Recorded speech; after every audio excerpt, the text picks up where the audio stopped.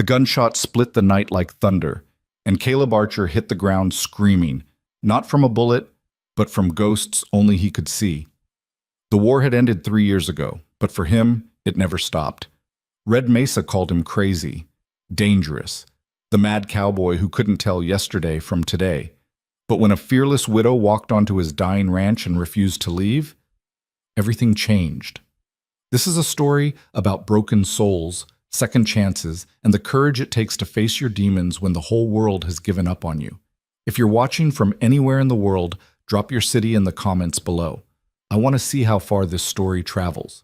And if it moves you, hit that like button and stay until the end.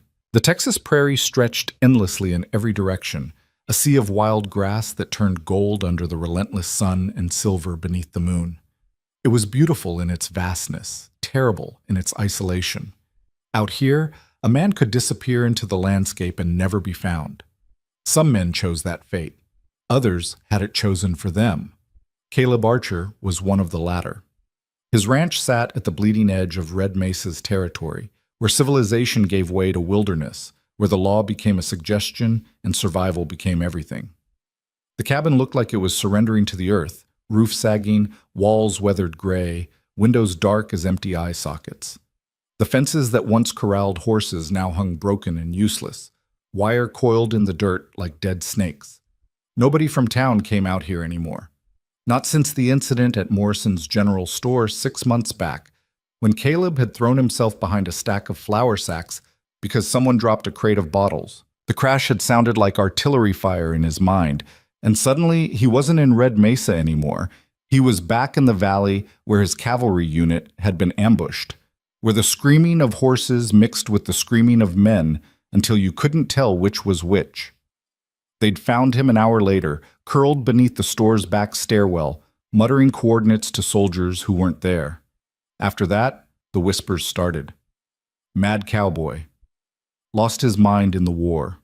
Dangerous, probably. Best to leave him alone. The cruelty of small towns isn't always loud. Sometimes it's silent. The way conversations stop when you enter a room. The way eyes slide away from yours. The way helping hands suddenly have other places to be. Red Mesa hadn't run Caleb out with torches and pitchforks. They'd done something worse. They'd forgotten he existed. All except one person. Lydia Carter stood in the middle of Main Street on a Wednesday morning, her dark hair pulled back in a practical bun, her dress simple and worn but clean. At 25, she'd already buried a husband. Typhoid had taken Samuel 2 years ago, swift and merciless as a prairie fire. Grief had carved something hard and bright into her, like a stone polished by a river until it could cut glass.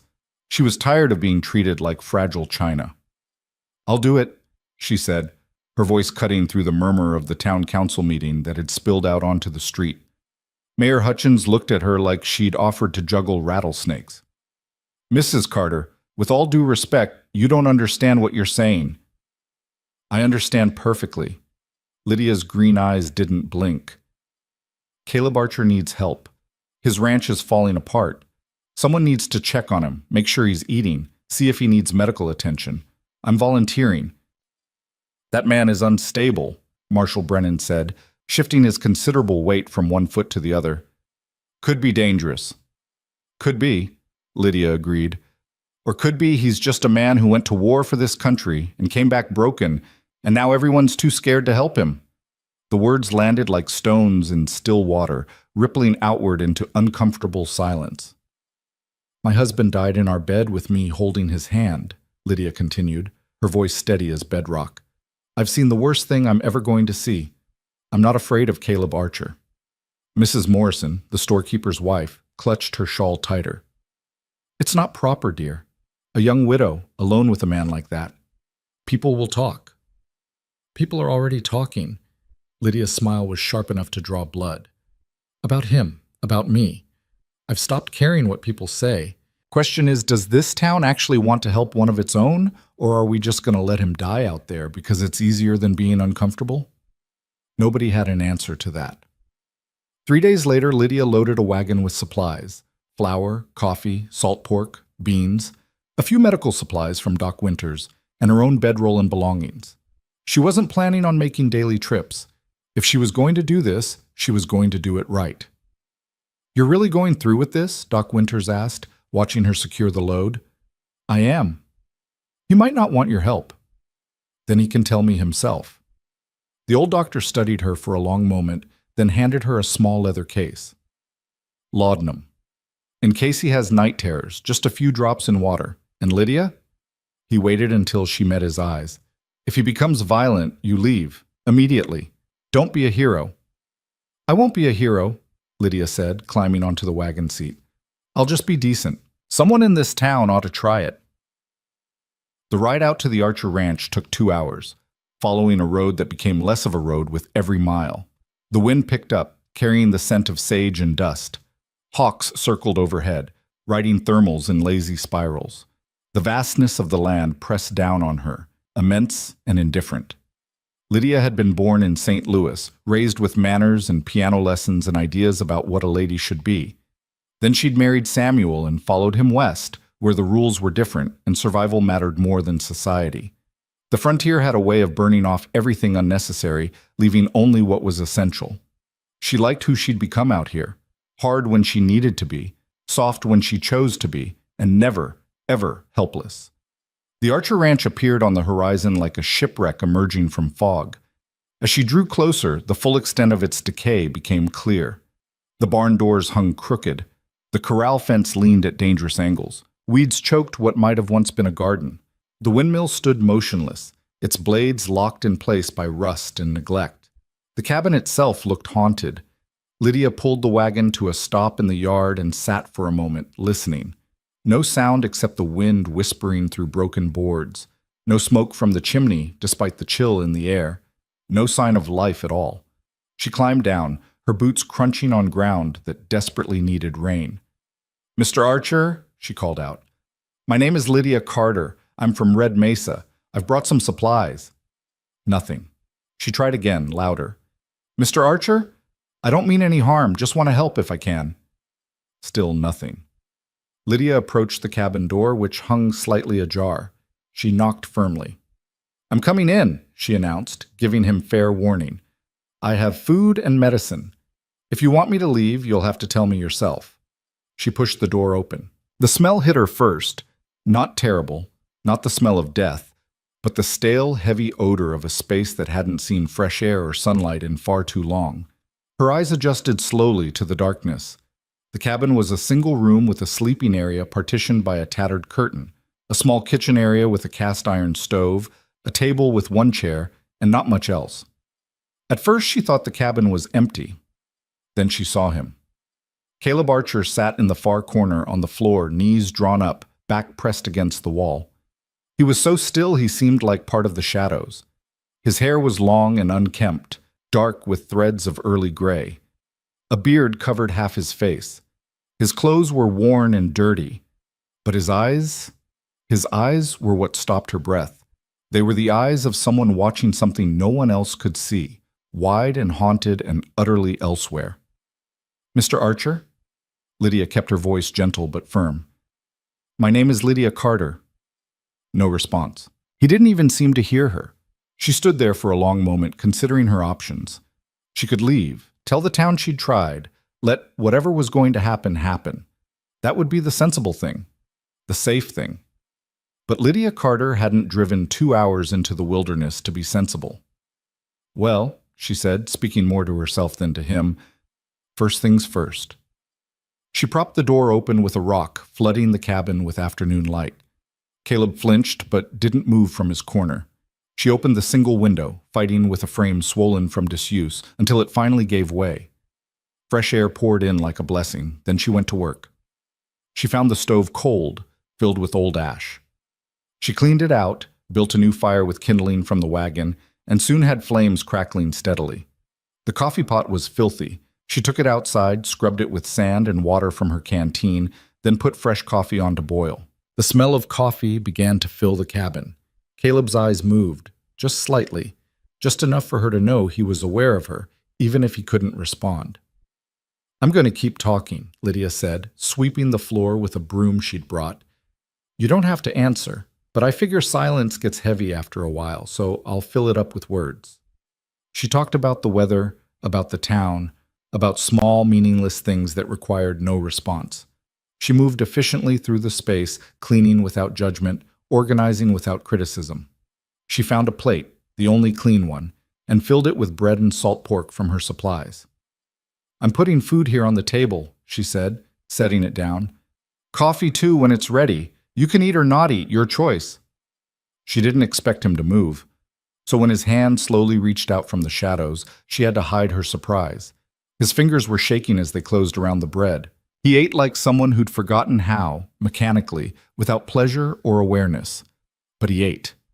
Lydia let out a breath she didn't know she'd been holding. By the time the sun began its descent toward the horizon, painting the sky in shades of orange and purple, the cabin looked different. Not fixed, nothing was fixed, but less like a tomb, less like a place where hope went to die. Lydia had cleaned, organized, and unpacked enough supplies to last a few weeks. She'd made a simple meal of beans and cornbread. She'd found blankets that smelled like mildew and hung them outside to air. She'd worked steadily, purposefully, never asking Caleb for anything, never demanding his attention or gratitude. As darkness fell, she lit the oil lamp on the table. Caleb had moved slightly, still in his corner but sitting more upright now, watching her with those haunted eyes. "I'm going to sleep in the barn tonight," Lydia said, gathering her bedroll. "I'll be back in the morning to make breakfast. If you want me to leave permanently, you'll need to tell me. Otherwise, I'm staying until we get this place functioning again." She paused at the door, looking back at the broken man in the corner. "You're not alone anymore, Mr. Archer, whether you want to be or not." Then she walked out into the cool night air, leaving him with light and warmth and the strange, uncomfortable gift of someone who refused to abandon him. The barn was in marginally better shape than the cabin. At least the roof didn't leak much. Lydia made a nest in the hayloft, listening to the sounds of the prairie at night. Wind through grass, the distant yip of coyotes, the rustle of small creatures in the dark. She didn't sleep well. Every sound made her tense, wondering if Caleb would come out, wondering if she'd misread the situation entirely, wondering if Doc Winters had been right and she was being reckless rather than brave. But nothing happened. When dawn broke, pale and pink across the endless sky, she climbed down from the loft and walked back to the cabin. The door was still open. The lamp had burned out, and Caleb was exactly where she'd left him, curled in his corner like a wounded animal. But the plate was empty. The coffee was gone. It was a start. "Good morning," Lydia said, as if this were the most natural thing in the world. "I'm going to make breakfast, then I'm going to start on those fences." She worked through the morning, falling into a rhythm. Cook, clean, organize. Small tasks that added up to something larger. Small victories against the entropy that had consumed this place. Around midday, she went outside to assess the damage to the corral fence. It was worse than she'd thought. Posts rotted through, wire rusted and broken, entire sections collapsed. She'd need help to fix it properly, but she could at least start clearing away the wreckage. She was struggling with a particularly heavy post, trying to drag it clear, when a shadow fell across the ground beside her. She looked up. Caleb Archer stood in the sunlight, blinking as if he'd emerged from a cave. He was taller than she'd expected, lean in the way of men who forget to eat. His face was weathered beyond his years. She guessed he was maybe 30, but he could have been older. The war had a way of aging people. He didn't speak, but he reached down and grabbed the other end of the post. Together, they lifted it. For a moment, they stood there holding opposite ends of a rotted fence post, two strangers bound by a task too heavy for one person alone. Lydia felt something shift in the air between them. Not friendship, not yet, but acknowledgement, recognition of shared burden. They carried the post to the burn pile in silence. Then Caleb walked back to the fence and started working on the next broken section. Still without words, still moving like someone in a dream, but moving nonetheless. Lydia picked up her tools and joined him. They worked through the afternoon, the sun bearing down mercilessly. Sweat soaked through her dress. Her hands blistered and bled. She'd done hard work before. The frontier didn't allow for delicate sensibilities. But this was brutal. Caleb worked with mechanical efficiency, never stopping, never slowing, as if the physical labor was the only thing keeping him anchored to reality. Maybe it was. When the sun finally began its descent, They'd cleared away most of the broken sections and identified which posts could be salvaged and which needed replacing. It wasn't much, but it was progress. Lydia stood up, pressing her hands to her aching back. "That's enough for today," she said. "I'll make supper." Caleb looked at her for the first time since they'd started working. Really looked at her. His eyes were blue, she realized. Blue like deep water. And behind all the pain and confusion, there was something else, a flicker of awareness, of presence. "Why?" he said. His voice was rough from disuse, barely more than a whisper. "Why what? Why are you here?" Lydia considered the question. She could give him easy answers. Charity, Christian duty, boredom. But this man deserved the truth, even if the truth was complicated. "Because everyone deserves someone who shows up," she said finally. "And because I know what it's like to be so buried in grief that you forget how to live. After my husband died, I spent 6 months in a dark room, wishing I could follow him. But I couldn't, so eventually I had to figure out how to keep breathing. I'm still figuring it out." Something changed in Caleb's expression. The walls didn't come down. They were too thick, too well built from years of trauma. But maybe a window opened, just a crack. "I'm not good company," he said. "Good. I'm not here for company. I'm here to work." The corner of his mouth might have twitched. It might have been the ghost of a smile, or just a muscle spasm, but it was something. He nodded once, then walked back to the cabin. That night, when Lydia brought in the evening meal, she found Caleb sitting at the table instead of in his corner.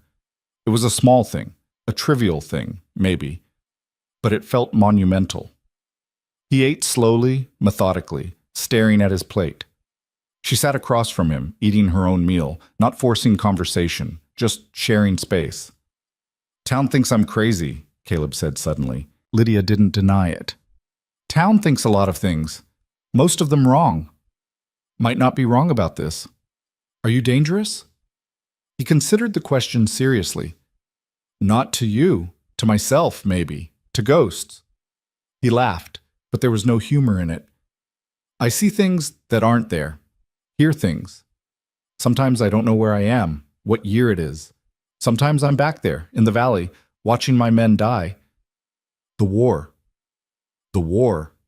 He said it like a curse. "We were supposed to be heroes. We were supposed to come home and everything would be normal. But there's no normal anymore. There's just before and after, and I'm stuck in the after, trying to remember how the before felt." Lydia set down her fork. "My husband used to have nightmares.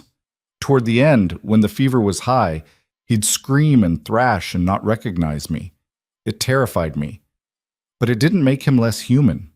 It didn't make him less worthy of care. That was illness.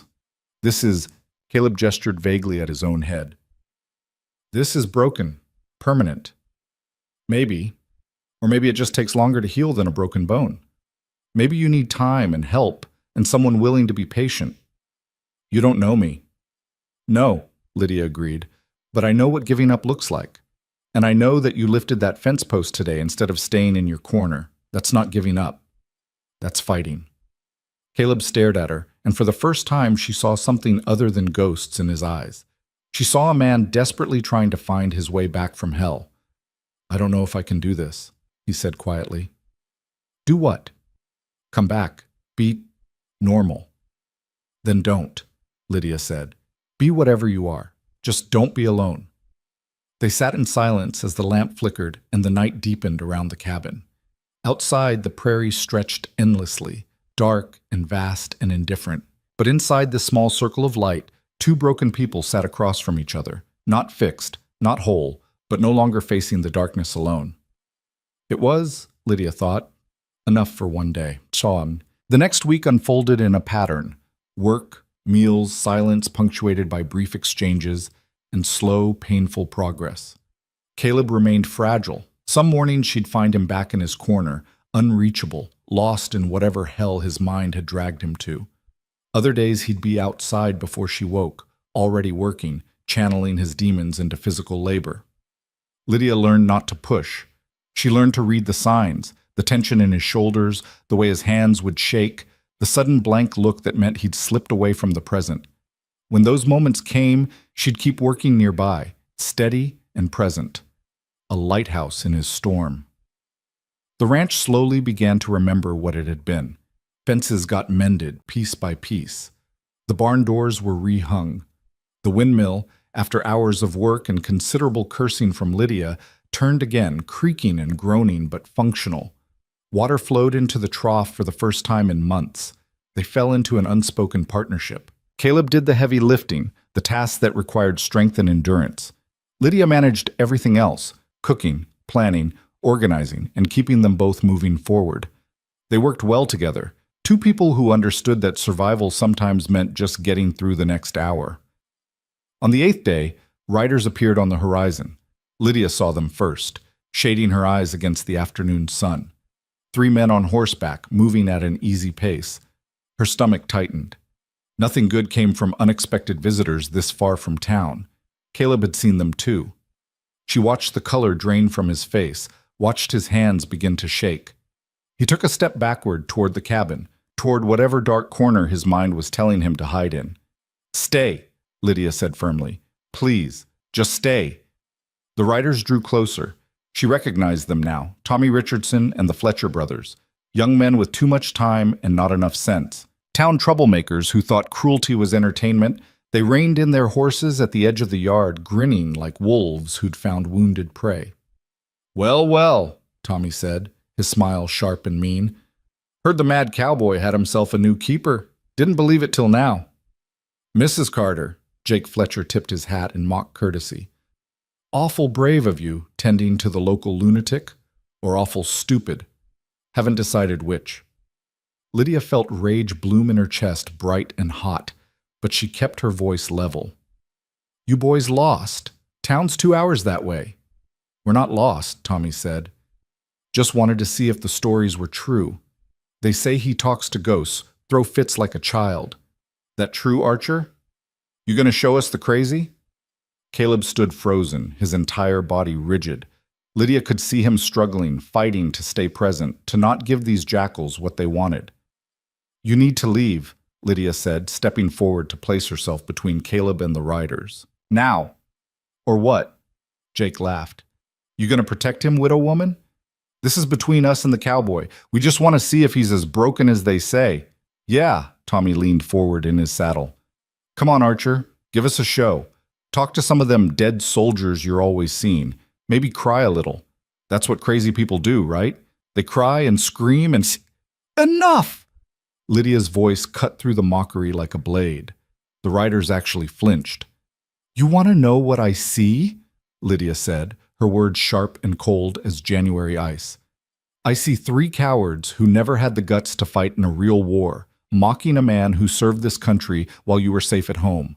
I see boys playing at being men and doing a poor job of it." "Now wait just a..." Jake started. "I'm not finished."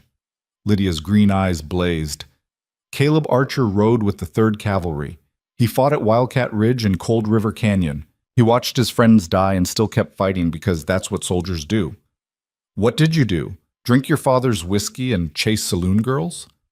The smiles had vanished from the riders' faces. "You want to judge him?" Lydia continued. "Fine. But first, go fight a war. Watch people you love get shot to pieces. Live with the screaming in your head every night. Then come back and tell me how stable you are." "We were just having some fun," Tommy muttered, but his voice had lost its edge. "Fun?" Lydia's laugh was bitter. "Your fun is his nightmare. And you know what? That makes you worse than broken. That makes you cruel. Now get off this property before I get the rifle." "You wouldn't..." "Try me." For a long moment, nobody moved. Then Tommy yanked his horse's reins, turning the animal around. "Come on," he said to the Fletcher brothers. "Not worth it."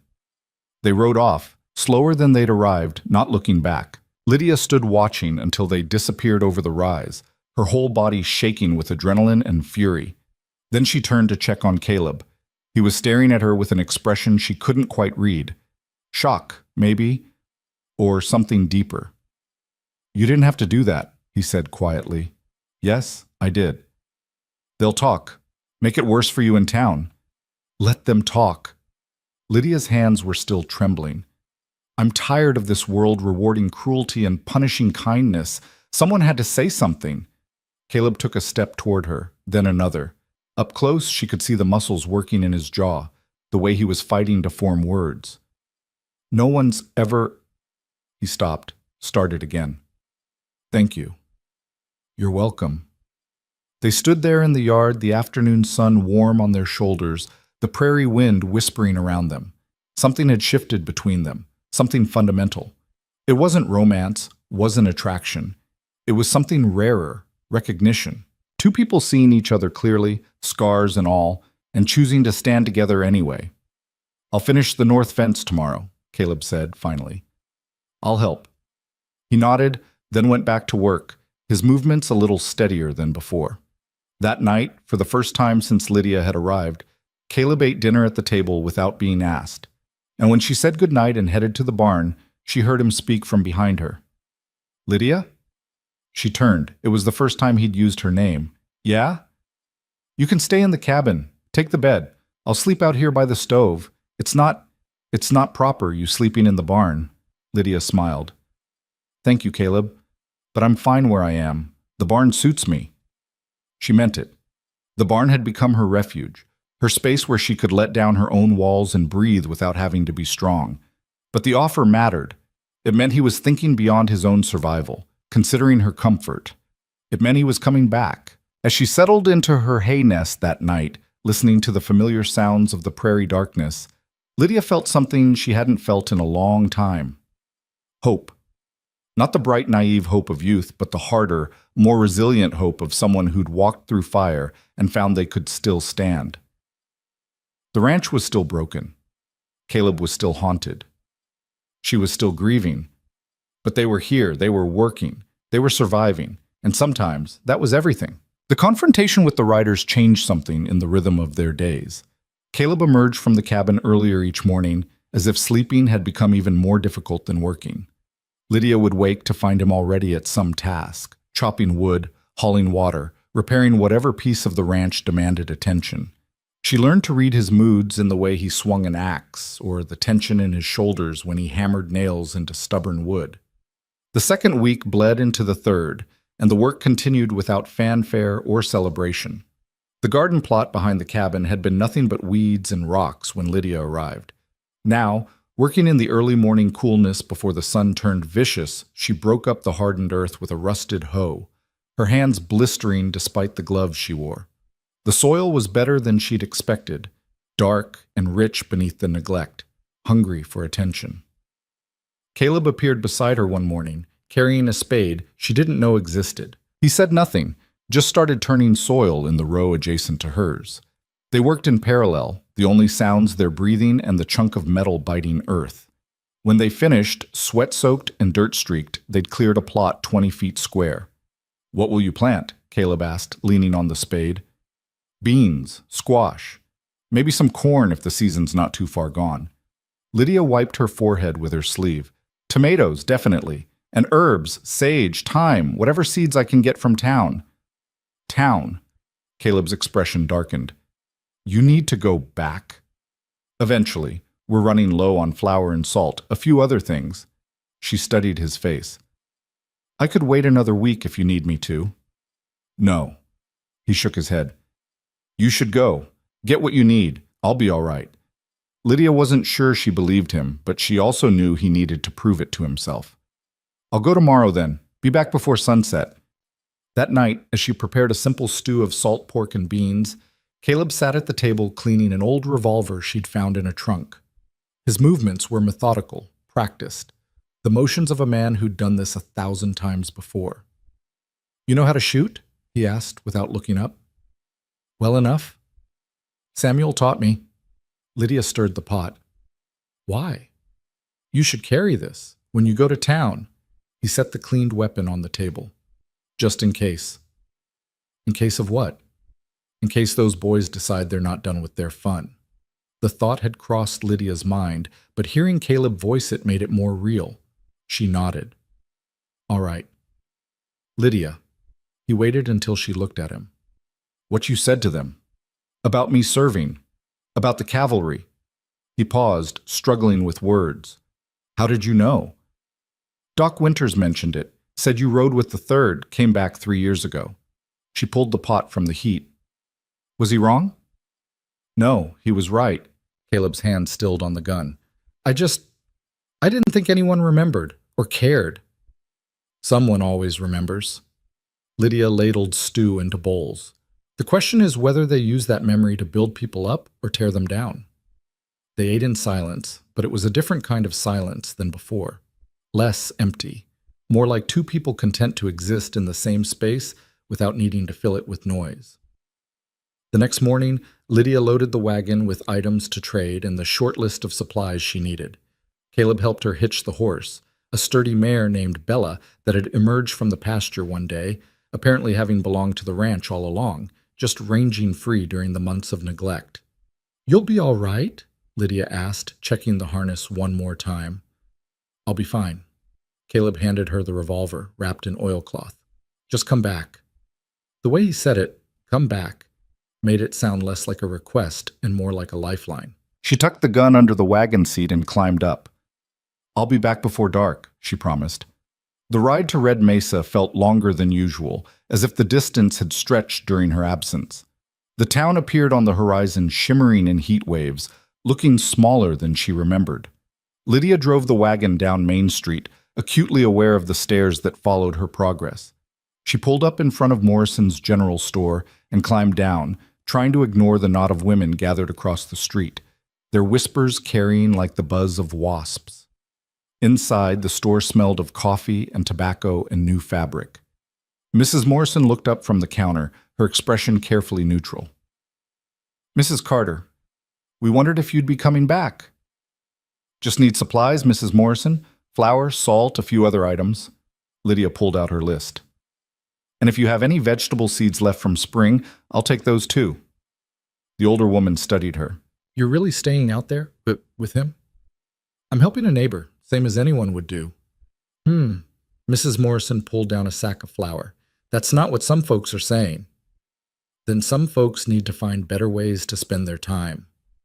The bell above the door jangled and Marshall Brennan walked in, his bulk seeming to fill the small space. He nodded to Mrs. Morrison, then turned to Lydia. "Mrs. Carter, glad you're back in town. Been meaning to talk to you." Lydia kept her voice even. "About what, Marshall?" "About the Archer situation." He shifted his weight. "Got a complaint from the Richardson boy. Says you threatened him and his friends." "Did he mention why?" "Said they were just checking on Archer, making sure everything was all right out there, and you ran them off with threats of violence." Lydia set down a can of peaches she'd been examining. "That's one version. Here's mine. 3 young men rode onto private property to harass a war veteran, mocking him for injuries he sustained serving this country. I asked them to leave. They left. End of story." Marshall Brennan rubbed his jaw. "Tommy says you threatened to shoot them." "I said I'd get the rifle if they didn't leave, which I would have. Property rights being what they are, I believe that was within my rights." "It's a delicate situation, Mrs. Carter." "What's delicate about it?" Lydia's patience was wearing thin. "A man needs help. I'm helping him. That's not delicate, Marshall. That's just decent. People are worried. People are gossiping." She cut him off. "There's a difference. Now, unless you're planning to arrest me for the crime of compassion, I have shopping to finish." The marshal's face reddened, but he stepped back. "Just keep in mind that you're putting yourself in a potentially dangerous situation. If something happens, then I'll deal with it." Lydia turned back to Mrs. Morrison. "I'll also need coffee, beans, and whatever vegetables you have that are still good." She completed her shopping in tense silence, paid from the small amount of money she'd saved, and loaded everything into the wagon.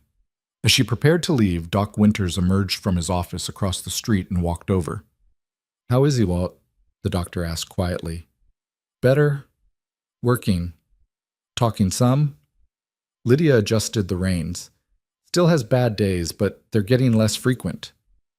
"And you? How are you holding up?" The question surprised her. In all her time in Red Mesa, few people had thought to ask how she was doing. "I'm fine, Doc. Tired, but fine." "You need to take care of yourself too, Lydia. Can't pour from an empty cup." "I know." She managed a smile. "But it feels good to have purpose again. To be useful." Doc Winters nodded. "Just remember, You can't save everyone. Sometimes the best we can do is stand witness. I'm not trying to save him, Lydia said. I'm just trying to stand with him. There's a difference. She drove out of town, feeling the weight of judgment lift with every mile. By the time the Archer Ranch came into view, her shoulders had relaxed and she could breathe fully again. She was surprised to realize that this broken-down homestead felt more like home than Red Mesa ever had. Caleb was working on the barn when she returned, reinforcing a weak section of wall. He looked up at the sound of the wagon, and something in his expression eased when he saw her. "Any trouble?" he asked, walking over to help unload. "Nothing I couldn't handle." She decided not to mention the marshal. "Got everything we needed, and then some.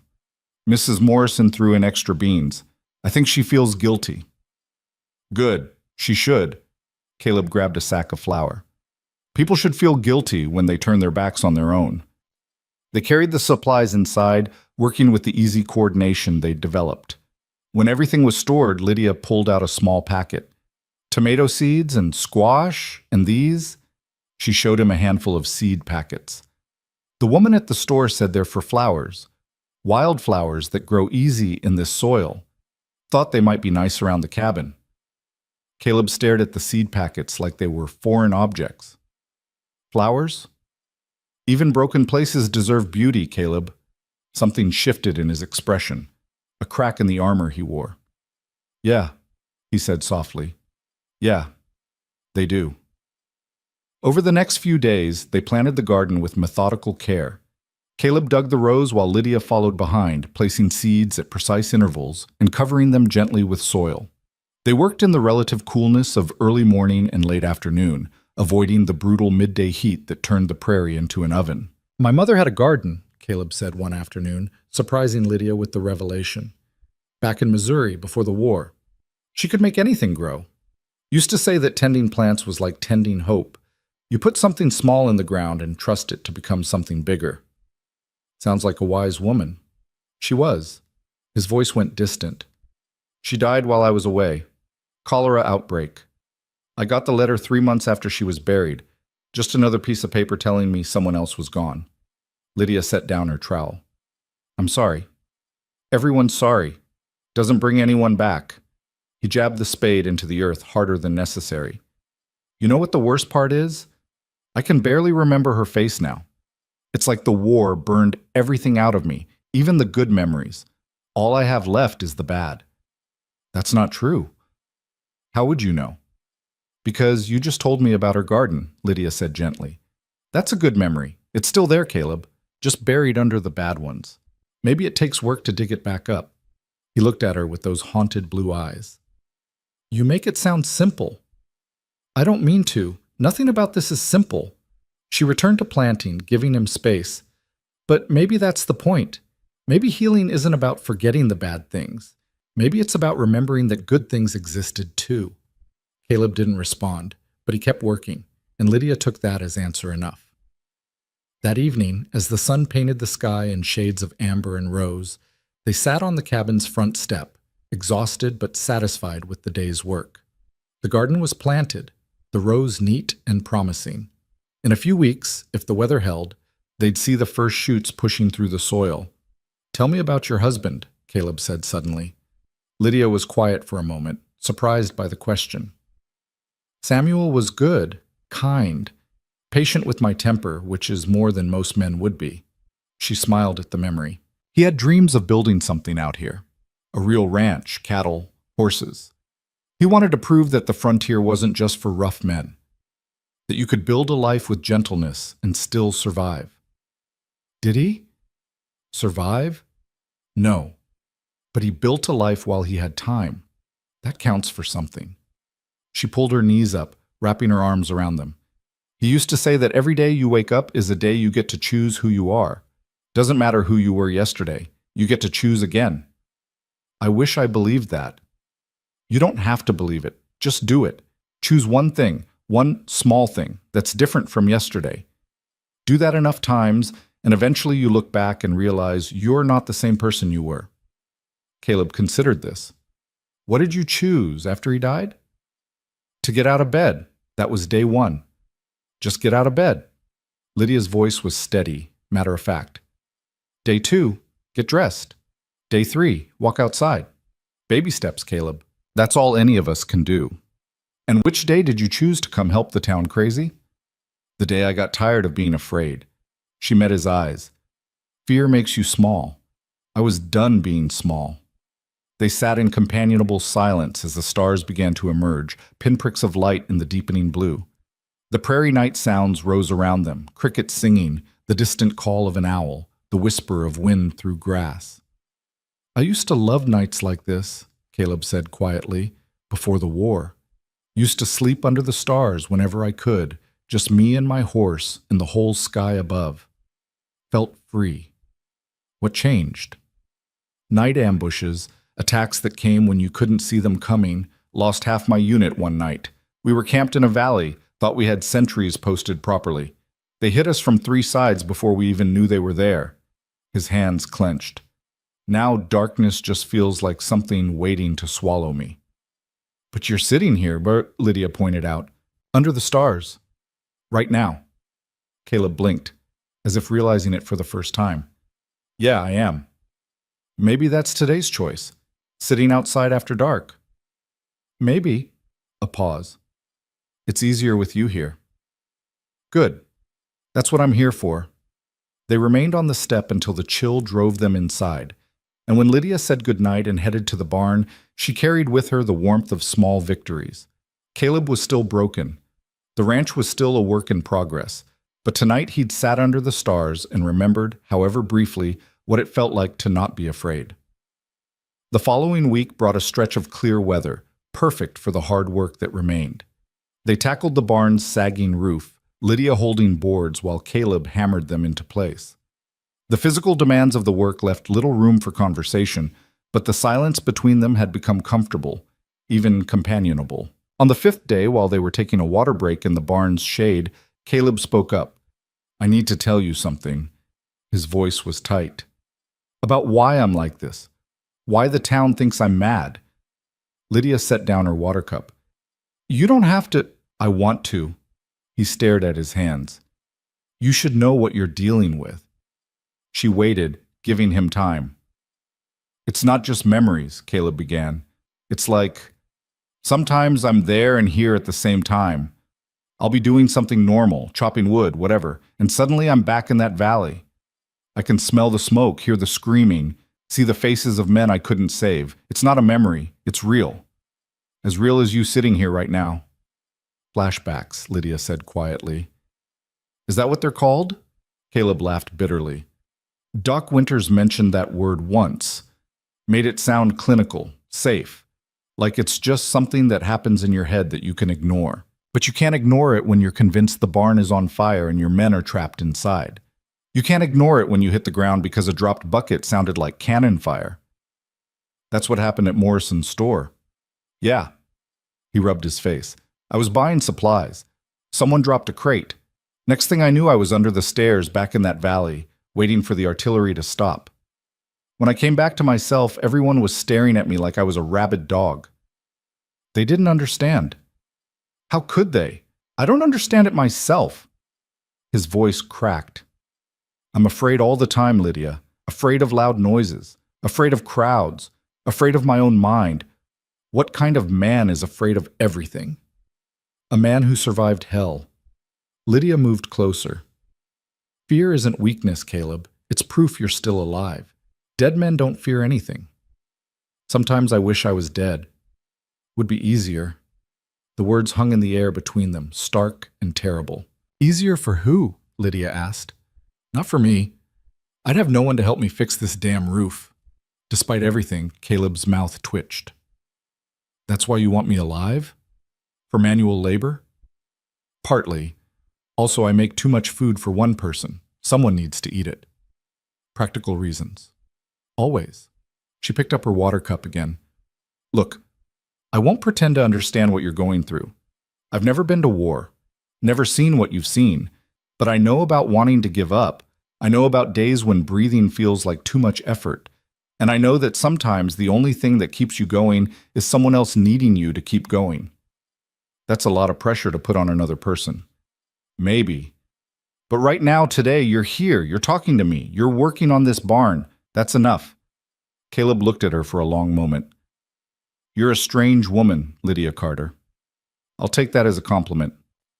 They returned to work, and though Caleb still carried the weight of his confession, his movement seemed lighter somehow, as if sharing the burden had made it marginally easier to bear. That night, Lydia was awakened by sounds from the cabin. She lay in the hayloft, listening, shouting, Caleb's voice, thick with terror, calling out names she didn't recognize. Commands barked at soldiers who weren't there. She climbed down from the loft and approached the cabin cautiously.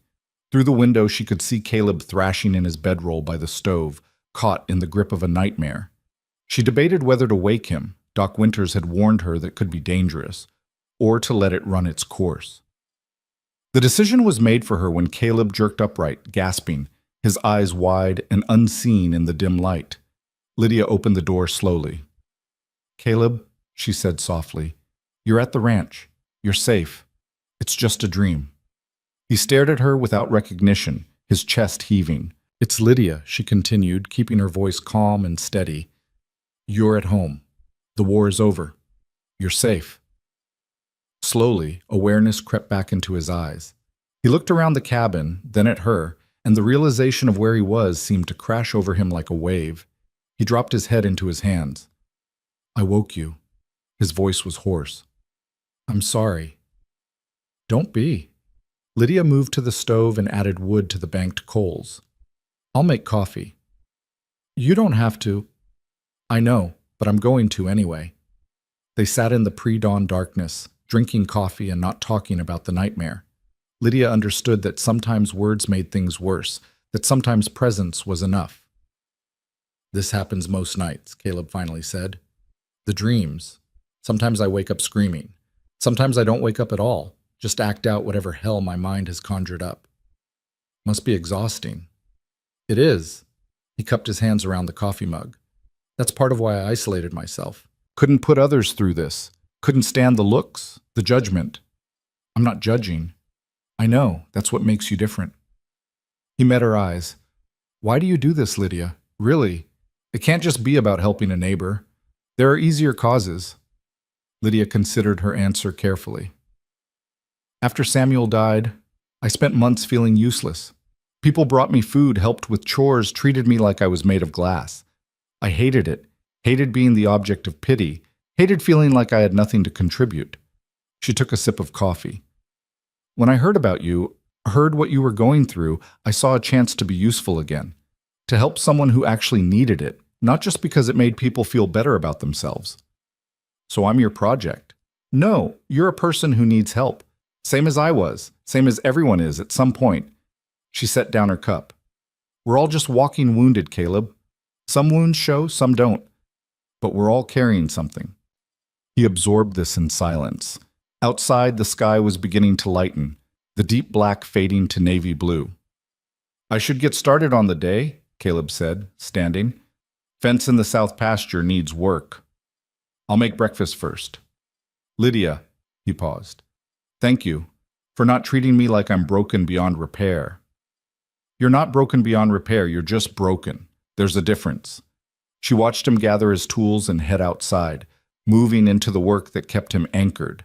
Through the window, she could see him walking toward the south pasture, his silhouette growing smaller against the vast prairie dawn. The days continued to unfold in their pattern of work and small progress. The south pasture fence was repaired. The garden sprouted its first green shoots, tiny and fragile but undeniably alive. The barn roof no longer leaked, small victories that added up to something larger.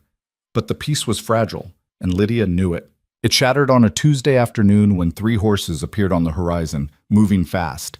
Lydia was in the garden, thinning the bean plants when she spotted them. Her stomach dropped. The riders were pushing their horses hard, and that meant trouble. Caleb emerged from the barn, saw the riders, and went very still. Lydia recognized the look. He was preparing to retreat, to find a corner and hide from whatever was coming. Don't, she said, moving to stand beside him. Whatever this is, we face it together. The riders thundered into the yard, kicking up dust. They weren't the Richardson boy and his friends this time. These were grown men, hard-faced and armed. The leader, a thick-set man with a scar running down his left cheek, dismounted without being invited. "You Archer?" he demanded. Caleb nodded, his jaw tight. "Name's Garrett. Been tracking a horse thief through this territory. Trail led here."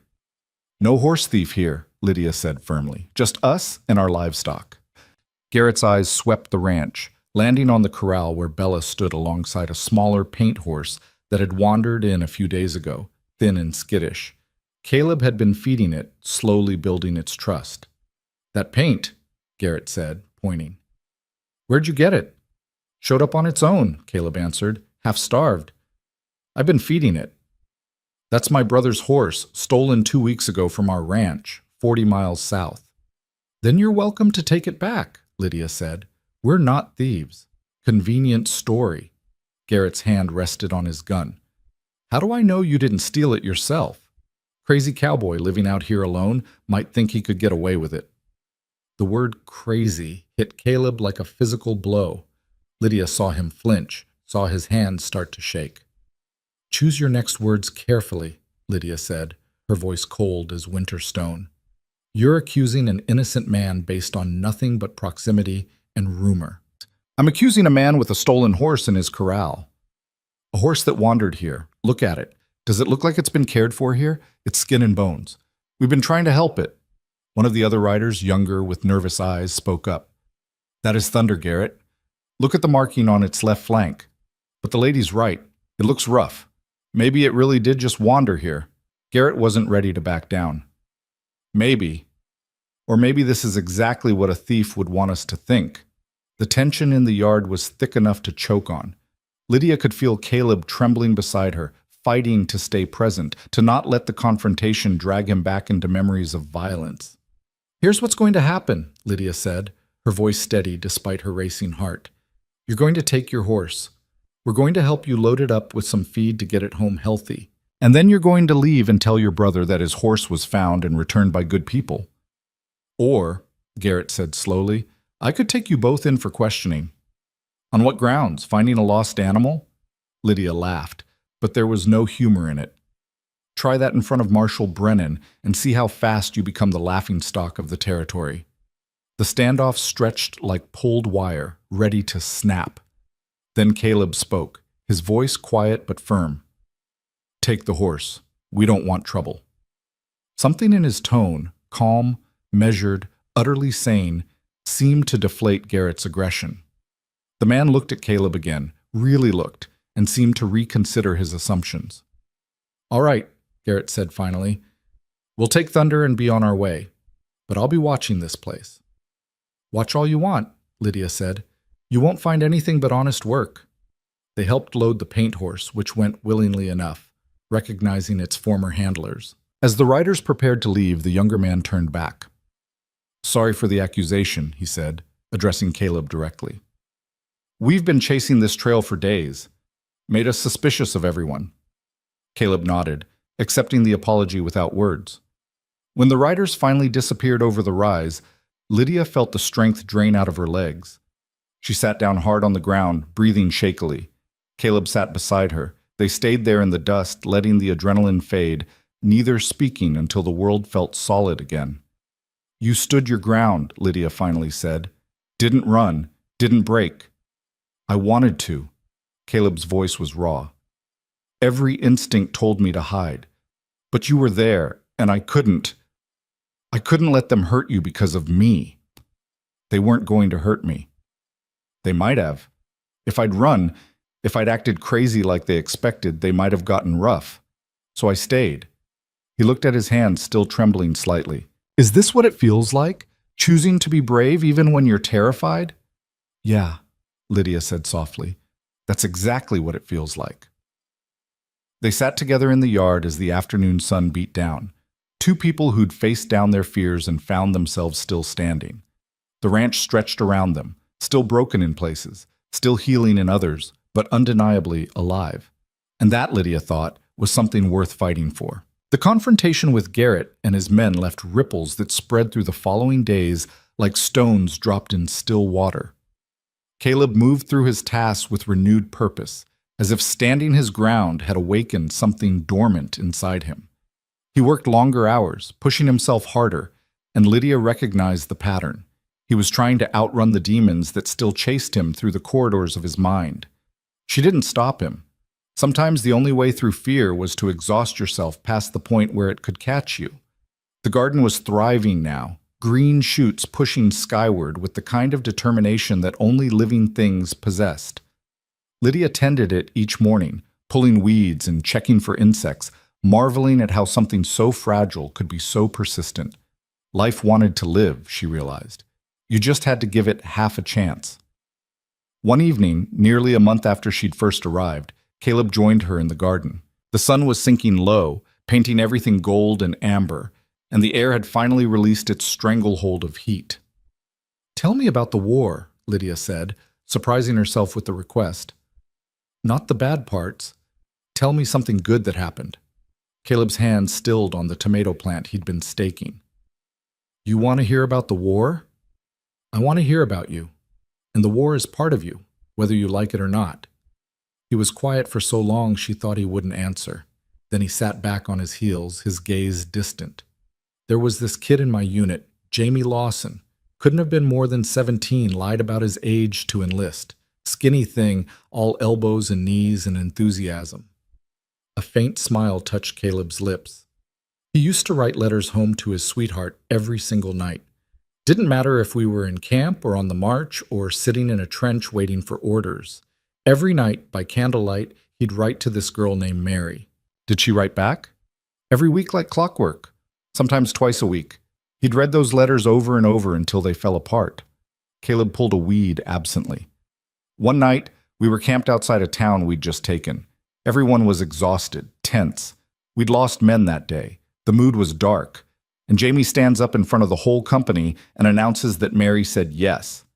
To what? He'd proposed in one of his letters, asked her to marry him when he got home, and she said yes. Caleb's smile grew. He was so happy, Lydia, just absolutely radiant with it. Started planning their whole life right there, where they'd live, how many kids they'd have, what kind of farm they'd build. Got the whole camp talking about it, sharing their own dreams of home. For about an hour, we weren't soldiers. We were just men who wanted to go home and live normal lives. Did he make it back? The smile faded. Yeah. Lost an arm at Cold River Canyon, but he made it home. Last I heard, he married Mary, and they're running a farm in Ohio. 3 kids now. That's a good story. It is, but it's hard to remember the good ones when the bad ones are so loud. Caleb met her eyes. I've tried, Lydia. I've tried to hold on to the good memories, but they slip away like water through my fingers, and all I'm left with is blood and screaming and the faces of men who didn't make it home.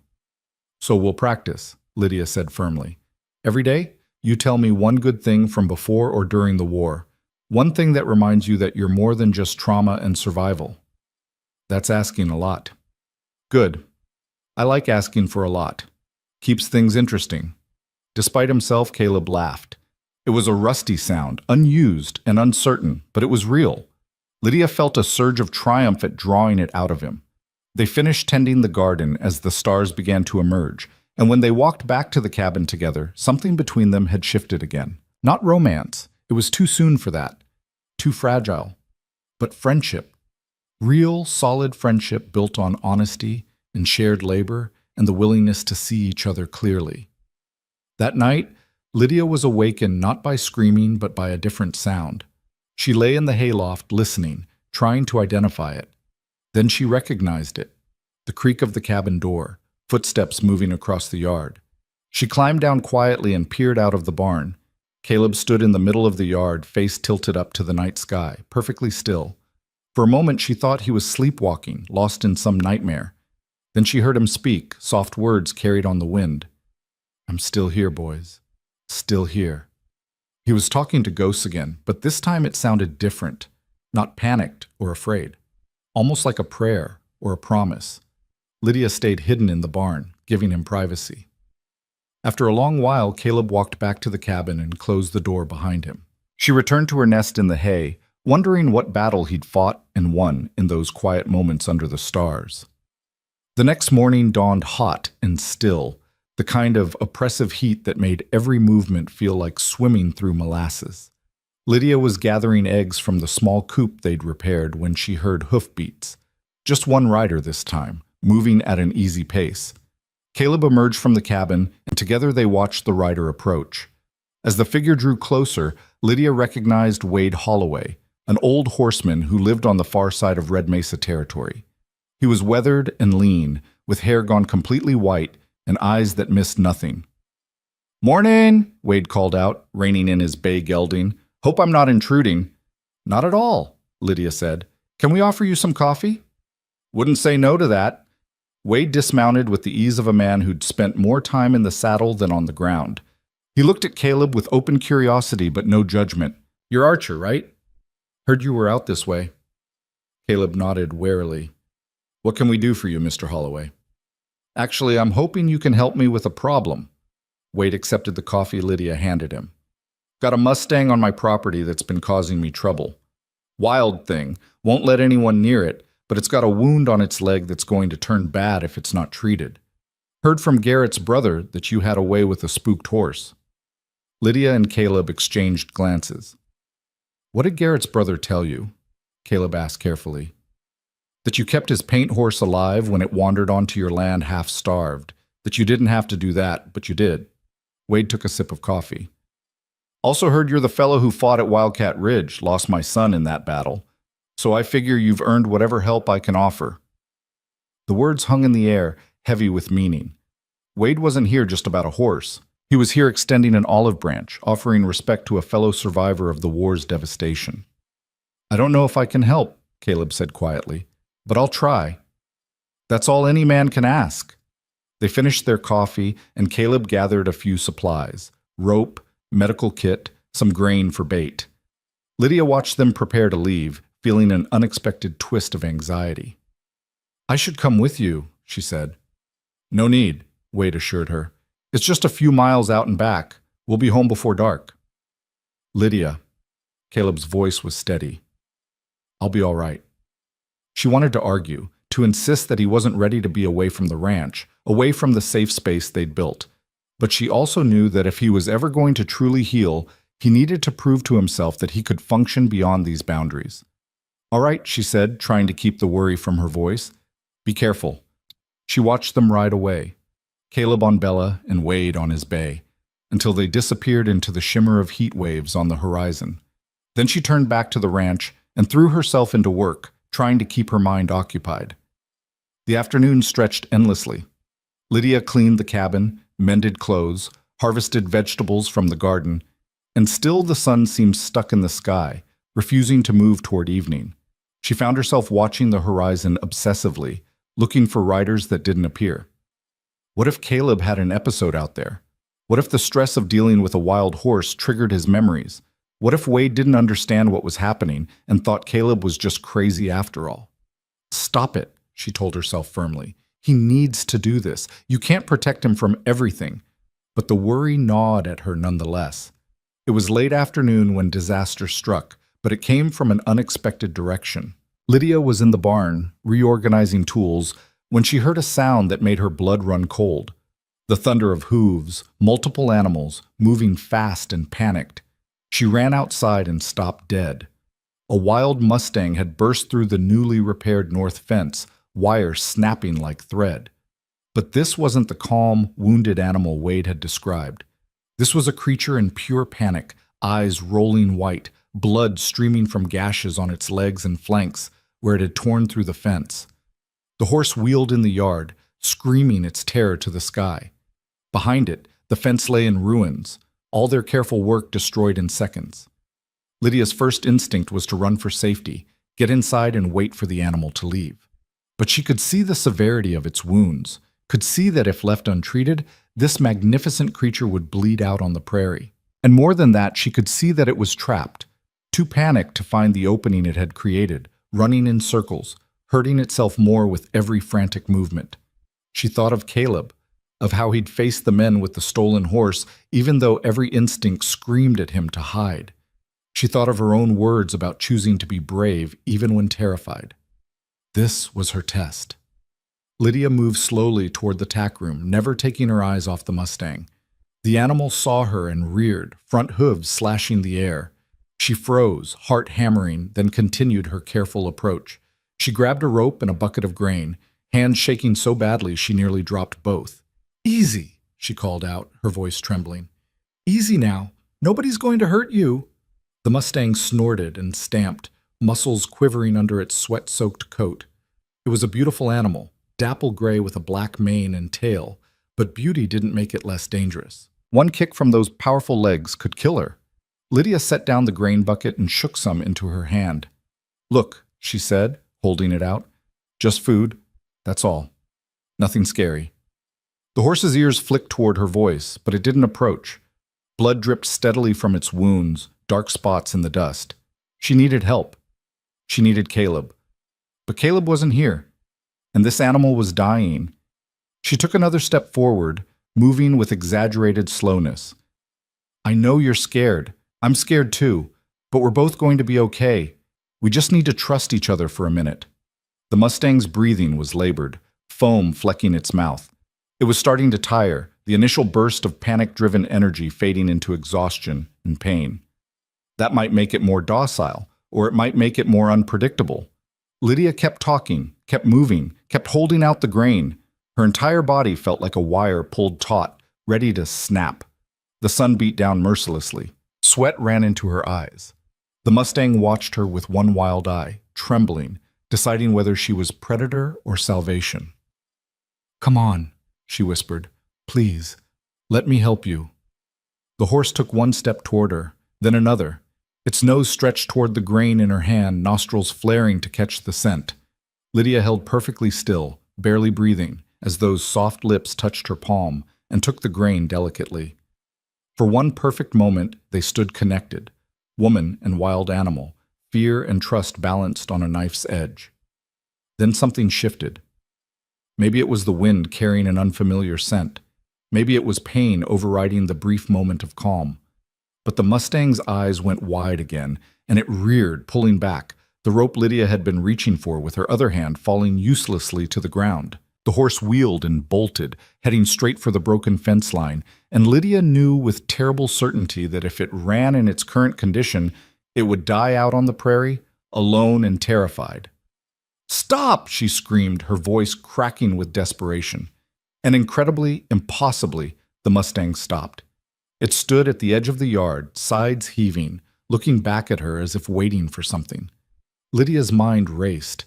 She couldn't rope it alone, couldn't force it to stay. All she had were words and the thin thread of connection they'd established. "Don't run," she said, fighting to keep her voice steady. "Please don't run. I know you're hurt. I know you're scared. But running won't help. Stay. Just stay." The Mustang's ears swiveled, listening, its muscles bunched, ready to flee at any second. Then Lydia heard the sound of approaching hoofbeats, and her heart leaped. Caleb and Wade appeared on the horizon, moving fast. They must have seen the broken fence, understood something was wrong. But their approach was spooking the Mustang. It danced sideways, preparing to bolt into the open prairie. "Caleb!" Lydia shouted. "The horse! It's wounded! We can't let it run!" She saw the moment Caleb took in the scene, the destroyed fence, the panicked animal, Lydia standing in the middle of chaos, trying to hold everything together with nothing but her voice and will. She saw him pull Bella to a halt, saw Wade do the same, both men frozen at the edge of the yard. And then she saw something change in Caleb's face. The fear that usually paralyzed him was there. She could see it in his eyes. But something else was there too. Determination. Choice. He dismounted slowly, speaking to Wade in low tones, and began to approach the Mustang from the side. "Don't look at it directly," he called to Lydia, his voice remarkably calm. "Predators stare. We're not predators. Look just past it. Move slow, like water, not wind." Lydia adjusted her gaze, fighting every instinct that screamed at her to watch the dangerous animal carefully. She moved in the way Caleb described, fluid and unhurried, and was amazed to see the Mustang settle slightly. Caleb was closer now, approaching from a different angle, creating a gentle triangle with Lydia and the horse. Wade stayed back, understanding without being told that too many people would overwhelm the animal. That's it, Caleb murmured, and Lydia wasn't sure if he was talking to her, or the horse, or himself. Nobody's going to hurt you. You're safe here. You're safe. The Mustang's head lowered fractionally. Its breathing slowed. Caleb was 10 feet away now, then 5, moving with a grace that seemed impossible for a man who usually flinched at loud noises. Caleb, Lydia said quietly, it's hurt badly, lost a lot of blood. I know, I can see. He was close enough now to extend his hand, palm down, non-threatening. But we're going to fix that. We're going to help. Just need you to trust us for a few minutes. The Mustang's nose touched his hand, just as it had touched Lydia's. Caleb's fingers moved slowly up to its neck, gentle as a whisper, finding the places where horses like to be touched. The animal trembled but didn't pull away. Wade, Caleb said, not taking his eyes off the Mustang. Bring the medical kit. Slow. And Lydia, can you get a halter from the barn? They moved like dancers in a carefully choreographed performance, each person playing their part with precision. Lydia retrieved the halter and brought it to Caleb, who slipped it on the Mustang's head with movements so smooth they seemed inevitable. Wade approached with the medical kit, his weathered face showing deep respect for what he was witnessing. This is going to sting, Caleb told the horse, beginning to clean the wounds.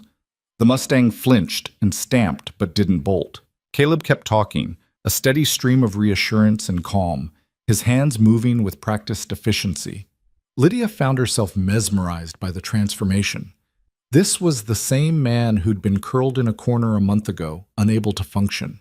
Now he was completely present, completely focused, handling a dangerous situation with competence and grace. The sun had moved considerably by the time Caleb finished treating the wounds and bandaging the worst of them. The Mustang stood quietly in the corral they'd guided it to, exhausted but stable. Its breathing had normalized, and though it was still wary, the wild panic had drained away. Wade let out a low whistle. That was something to see, Archer. Not many men could have done what you just did. Caleb wiped blood and sweat from his face, and Lydia saw his hands start to shake now that the crisis had passed. The adrenaline was wearing off, leaving him exposed to everything he'd been holding at bay. I need to sit down, he said, his voice suddenly unsteady. Wade caught him under the arm as his legs buckled, helping him to the cabin. Lydia ran ahead to clear the table, to put water on for coffee, to do something useful while her own delayed reaction threatened to overwhelm her. They got Caleb inside and into a chair. His whole body was shaking now, teeth chattering despite the heat. It's all right, Wade said, recognition in his eyes. I've seen this before. Let it come. I can't, Caleb gasped. I can't breathe. There's too much. Everything is too loud. Lydia knelt in front of him, taking his face in her hands. Look at me. Just me. Nothing else. You're here. You're safe. The horse is safe. Everyone's safe. I thought I was past this, he managed. I thought I could. You did, she said firmly. You did exactly what needed doing. This is just your body processing it. Let it happen. Don't fight it. It took 20 minutes for the shaking to subside, for Caleb's breathing to regulate, for the world to settle back into focus for him.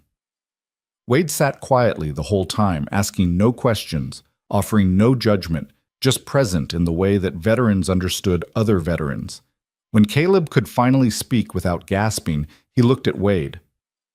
The Mustang you wanted help with? Was never about a Mustang, Wade said gently. Well, it was.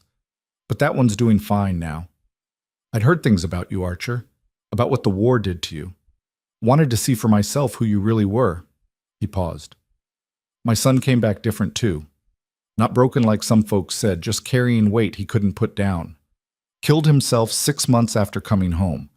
I've always wondered if someone had just stood with him, really stood with him, if things might have been different. Caleb's eyes filled. I'm sorry. Don't be sorry. Just keep fighting. Because what I saw out there today wasn't a broken man. That was a man who knows how to face chaos and not let it win. Wade stood, preparing to leave. You've got good people here, Archer. Don't waste that.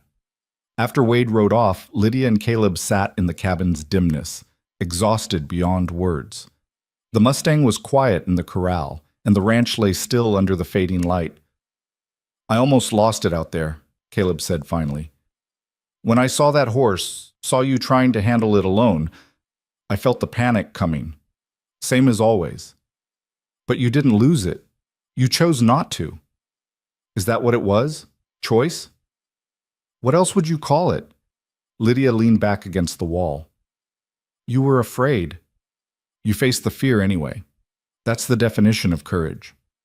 Didn't feel like courage, felt like terror wearing a mask. Maybe they're the same thing, Lydia said. Maybe courage is just terror that decided to show up anyway. They sat in silence as darkness fell completely, too tired to move, too wired to sleep. Outside, the prairie night settled in with its familiar sounds, and somewhere in the corral, a wild Mustang that should have been dead rested peacefully, testament to what could be saved when people refused to give up. You know what scares me most? Caleb said into the darkness. What? That I'll get better. That I'll start to feel normal again, and then something will trigger me and I'll be right back where I started. That all this progress is just temporary, and the real me is still that broken man in the corner. Lydia was quiet for a moment, choosing her words carefully. What if there is no real you? What if you're just whoever you are today and tomorrow you get to choose again? That's exhausting. Living is exhausting. Dying is easy. You've been choosing the hard path every single day since I got here. That counts for something. Does it? His voice was raw with doubt. Or am I just delaying the inevitable? There's no inevitable except death, Caleb. Everything else is choice and chaos, and making the best of what you've got. She reached over and found his hand in the darkness. You calmed a wild horse today. You saved its life. You stood in the middle of chaos and didn't break. If that's not progress, I don't know what is. His hand tightened around hers. What if I fail tomorrow? Then you try again the day after. That's all any of us can do. They remained like that, hands clasped in the darkness, two people who'd looked into the abyss and found the strength to pull each other back from the edge. The Mustang's breathing was audible from the corral, steady and strong. Tomorrow they'd have to repair the fence again, tend to the animal's wounds, face whatever new challenges arose. But tonight, they'd survived. They'd faced chaos and come through it together. And that, Lydia thought, was its own kind of victory. Morning arrived with the gentleness that felt almost apologetic after the chaos of the previous day. Lydia woke to birdsong and the soft nickering of horses, and for a moment she let herself simply exist in that peaceful space before the weight of responsibility settled back onto her shoulders. The Mustang was her first concern. She dressed quickly and made her way to the corral, half expecting to find the animal had succumbed to its injuries during the night. Instead, she found it standing calmly in the early light, head lowered as it investigated the hay Caleb must have already put out. The bandages were still in place, no fresh bleeding visible. Caleb himself was sitting on the corral fence, watching the horse with an expression that was hard to read. He looked exhausted, dark circles under his eyes suggesting another sleepless night, but his posture was relaxed rather than tense. "How long have you been out here?" Lydia asked, climbing up to sit beside him. "Since before dawn. Couldn't sleep, figured I'd make myself useful." He gestured toward the Mustang. "Changed the dressings an hour ago. Wounds look clean. No infection yet, though we'll need to watch carefully over the next few days. You should rest." "Can't." Caleb's voice was flat, but not bitter. "Every time I close my eyes, I'm back in it. The panic, the fear, easier to just stay awake." Lydia wanted to argue, to tell him he needed to take care of himself, but she'd learned that sometimes the kindest thing was to just accept where someone was at instead of pushing them to be somewhere else. "What are you going to name it?" she asked instead. Caleb looked at her, surprised. "Name it?" "Well, we can't just keep calling it the Mustang. Seems disrespectful after what it's been through."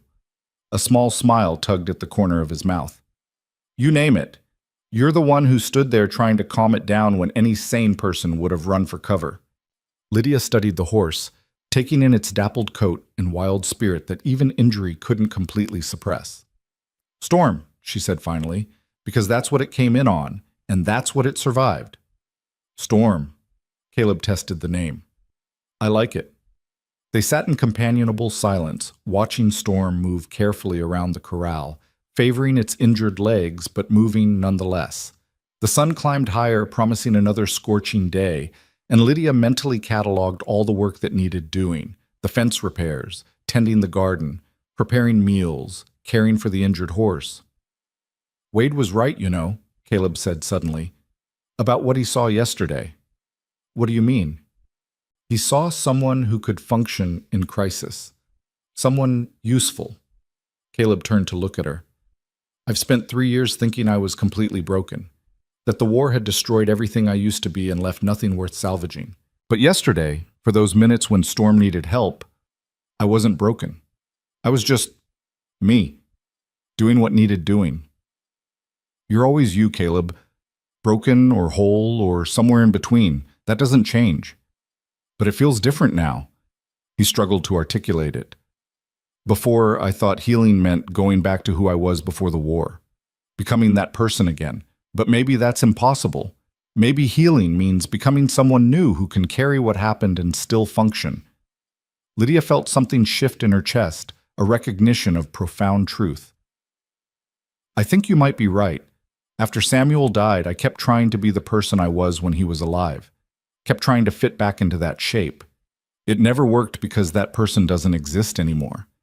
I'm someone different now, someone who carries grief but isn't defined by it.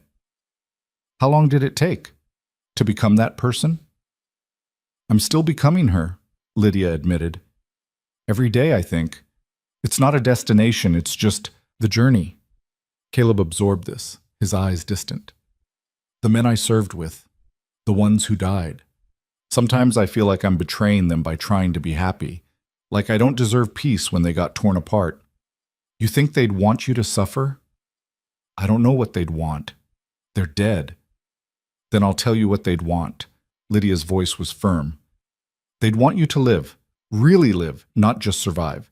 Because someone has to carry forward what they fought for, and you can't do that if you're buried in a corner wishing you were dead too. Caleb flinched at her directness, but he didn't argue. They sat watching Storm as the sun climbed higher, each lost in their own thoughts, connected by the shared understanding of what it meant to carry the weight of the past into an uncertain future. The days that followed developed their own rhythm, shaped by Storm's needs and the endless demands of the ranch. The Mustang's wounds healed slowly but steadily, and with that healing came a gradual gentling of its wild spirit. Caleb spent hours in the corral, not trying to break the animal, but rather building trust through patience and consistency. Lydia watched this process with fascination. There was something almost meditative about the way Caleb moved around Storm, never forcing, never demanding, just offering presence and care until the horse began to accept him. It occurred to her that this was exactly what she'd been doing with Caleb himself, offering presence without demands, care without conditions, patience without expectations. They were healing each other, she realized, all three of them, in their own way. A week after Storm's arrival, Wade Holloway returned. This time he brought someone with him, a younger man with similar features and the same weathered competence. This is my nephew Daniel, Wade said by way of introduction. Helps me run my spread.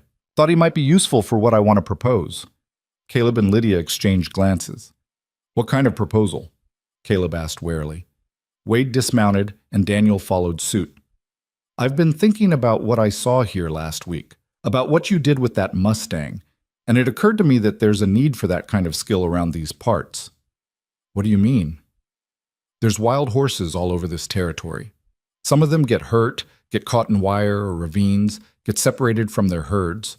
Most folks just shoot them or let them die because nobody has the patience or knowledge to help, but you do.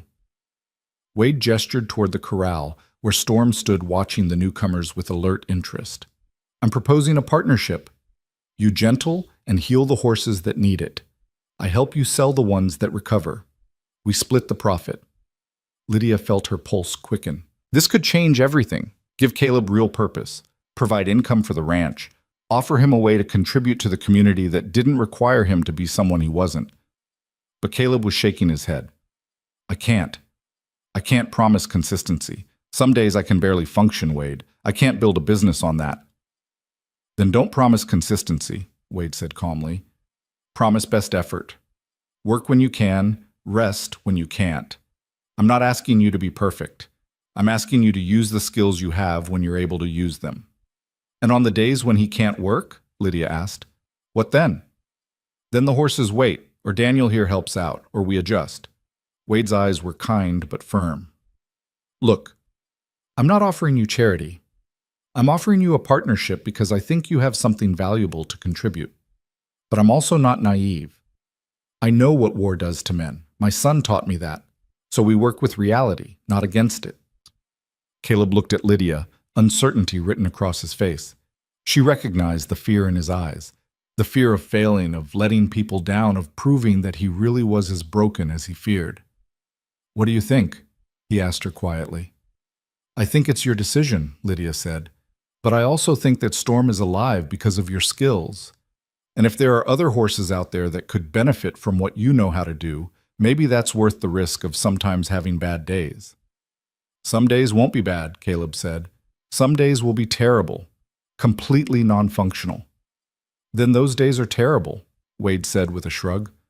The horses aren't going anywhere. We work at the pace you can sustain, not the pace someone else thinks you should maintain. Daniel spoke for the first time, his voice quiet but steady. I was at Cold River Canyon too. Different unit, but I was there. I know what that valley did to people. He met Caleb's eyes. I get nightmares too. Can't handle crowds. Certain sounds still make me hit the ground. But I can still work, still contribute. It just looks different than it used to. The recognition that passed between them was immediate and profound.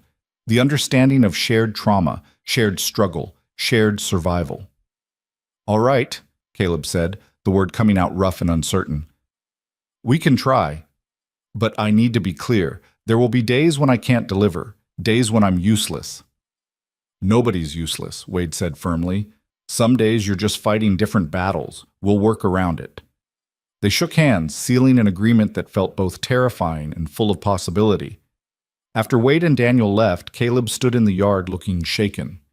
I just agreed to something I might not be able to do, he said. No, Lydia corrected. You agreed to try something that scares you. That's different. What if I fail? Then you fail. And then you try again. She touched his arm. Caleb, you've been failing at hiding from the world for 3 years. At least this way you're failing forward. He laughed despite himself, a sound that was becoming less rare, less rusty. Failing forward. I like that. That night, Lydia moved from the barn into the cabin. It wasn't discussed or debated. She simply brought her bedroll inside and made a space for herself near the stove, and Caleb didn't protest. The arrangement was practical rather than romantic. The nights were getting cooler, and there was no sense in her freezing in the barn when there was space inside. But it changed something between them nonetheless. The forced intimacy of shared space, the domesticity of morning coffee and evening meals, the casual comfort of existing in proximity. All of it deepened the connection that had been building since Lydia first arrived. They developed routines. Caleb woke first, usually before dawn, and would sit with his coffee watching the sunrise through the cabin window. Lydia would wake to find him there, lost in thought, and would join him with her own cup. They'd sit in silence until the world was fully light, then begin the day's work. Storm continued to improve, gaining strength and trust in equal measure. By the end of the second week, the Mustang would eat from Caleb's hand and allow him to touch its neck and shoulders without flinching. Lydia watched these small victories accumulate, each one a testament to patience and persistence. One morning, she found Caleb in the corral with Storm, running his hands gently over the horse's back. The Mustang stood calmly, ears forward, accepting the touch. First time anyone's done that, Caleb said when he noticed her watching. First time Storm's let anyone touch its back. What does it mean? Means trust. Means healing. He smiled, and Lydia was struck by how different he looked from the hollow-eyed man she'd found in the corner 6 weeks ago. He was still thin, still carrying obvious weight, but there was life in his face now, purpose. You're good at this, she said. Really good. It's easier with horses than people. Horses don't judge. They just respond to how you treat them. Maybe people could learn from that. The words hung between them, loaded with meaning neither was quite ready to examine too closely. Caleb cleared his throat and changed the subject. Wade's bringing a horse tomorrow. Young gelding that got caught in wire. Needs someone to work with it, calm it down enough to treat the wounds. You ready for that? No. He was honest about it. But I said I'd try, so I'll try. The gelding arrived the next morning, wild-eyed and terrified, blood crusted on its legs where the wire had cut deep. It was younger than Storm, less battle-hardened, and its fear manifested as pure panic. The moment Wade and Daniel tried to unload it from the trailer, it reared and screamed. Lydia saw Caleb go pale, saw his hands start to shake. The horse's screaming must have sounded too much like the screaming he remembered from the war. She moved to his side, not touching, just present. "You don't have to do this today," she said quietly. "Wade will understand." "No." Caleb's jaw was set. "If I back down every time something scares me, I'll never move forward." But he didn't move toward the horse. He stood frozen, trapped between intention and capability, while the gelding thrashed and fought against the lead rope. Wade looked over, saw the situation, and made a decision. "Daniel, take the lead, slow and steady. Caleb, you just watch today. Sometimes learning happens before doing." The permission to step back seemed to break whatever paralysis held Caleb. He nodded and moved to the fence, gripping it tightly as Daniel began the slow work of calming the panicked animal. Lydia stood beside Caleb, feeling the tension radiating from him. "I froze," he said, his voice barely audible. "I wanted to help, and I just froze." "You're still here," Lydia pointed out. "Still watching, still learning. That counts." "Does it?" "Yes." They watched Daniel work for over an hour, using techniques similar to what Caleb had used with Storm. Quiet voice, slow movements, no direct eye contact or threatening postures. Gradually, incrementally, the gelding's panic subsided into wary watchfulness. When Wade and Daniel finally left, promising to return in a few days to check progress, Caleb slumped against the fence. "I failed," he said flatly. "You showed up," Lydia countered. "You stayed. You watched. You learned. None of that is failure. I didn't do what I said I'd do. You did exactly what you were capable of doing today. Tomorrow might be different." But tomorrow wasn't different. The gelding remained in the far corral, untouched, while Caleb worked with Storm and avoided even looking at the newer arrival. The day after was the same. And the day after that. Lydia watched Caleb sink back into the darkness she'd worked so hard to pull him from. He stopped talking during meals, started spending more time alone. The nightmares intensified, his screams waking her multiple times each night. On the fourth day, she found him sitting in his old corner, knees drawn up, staring at nothing. "No," she said firmly. "Absolutely not. You don't get to go back there." "I can't do it, Lydia." His voice was hollow. "I thought I could, but I can't. I'm still broken. Still useless." "Stop it." She crouched in front of him. "You had a setback. One setback. That doesn't erase everything you've accomplished." "What have I accomplished? I hid in a corner for 3 years. You came and got me out. I worked for a few weeks, and now I'm right back where I started." "That's not true, and you know it." "Isn't it?" He finally met her eyes, and the despair there made her heart ache. "I can't even help a scared horse without falling apart. What good am I?" Lydia took a deep breath, fighting her own frustration. "You want to know what good you are? You saved Storm. You kept this ranch from completely falling apart. You stood up to men who came to mock you. You sat under the stars even though darkness terrifies you. You fought every single day to keep breathing when it would be easier to give up. That's what good you are. It's not enough." "It's everything," she said fiercely. "Caleb, I came here expecting to find someone who needed saving. But you don't need saving. You need time. You need patience. You need someone to stand with you while you figure out how to carry what you're carrying. And that's what I'm doing. But I can't do it if you won't meet me halfway." "I don't know how." "Yes, you do. You've been doing it. You just got scared and forgot." She sat down beside him, not pushing him out of the corner but joining him in it. "So here's what we're going to do. We're going to sit here for as long as you need, and then we're going to get up and you're going to go look at that gelding. Just look, not touch, not work with it. Just acknowledge that it exists. And tomorrow, you'll look again, and the day after that. until looking doesn't scare you anymore, and then we'll take the next step. That could take weeks. Then it takes weeks. I'm not going anywhere.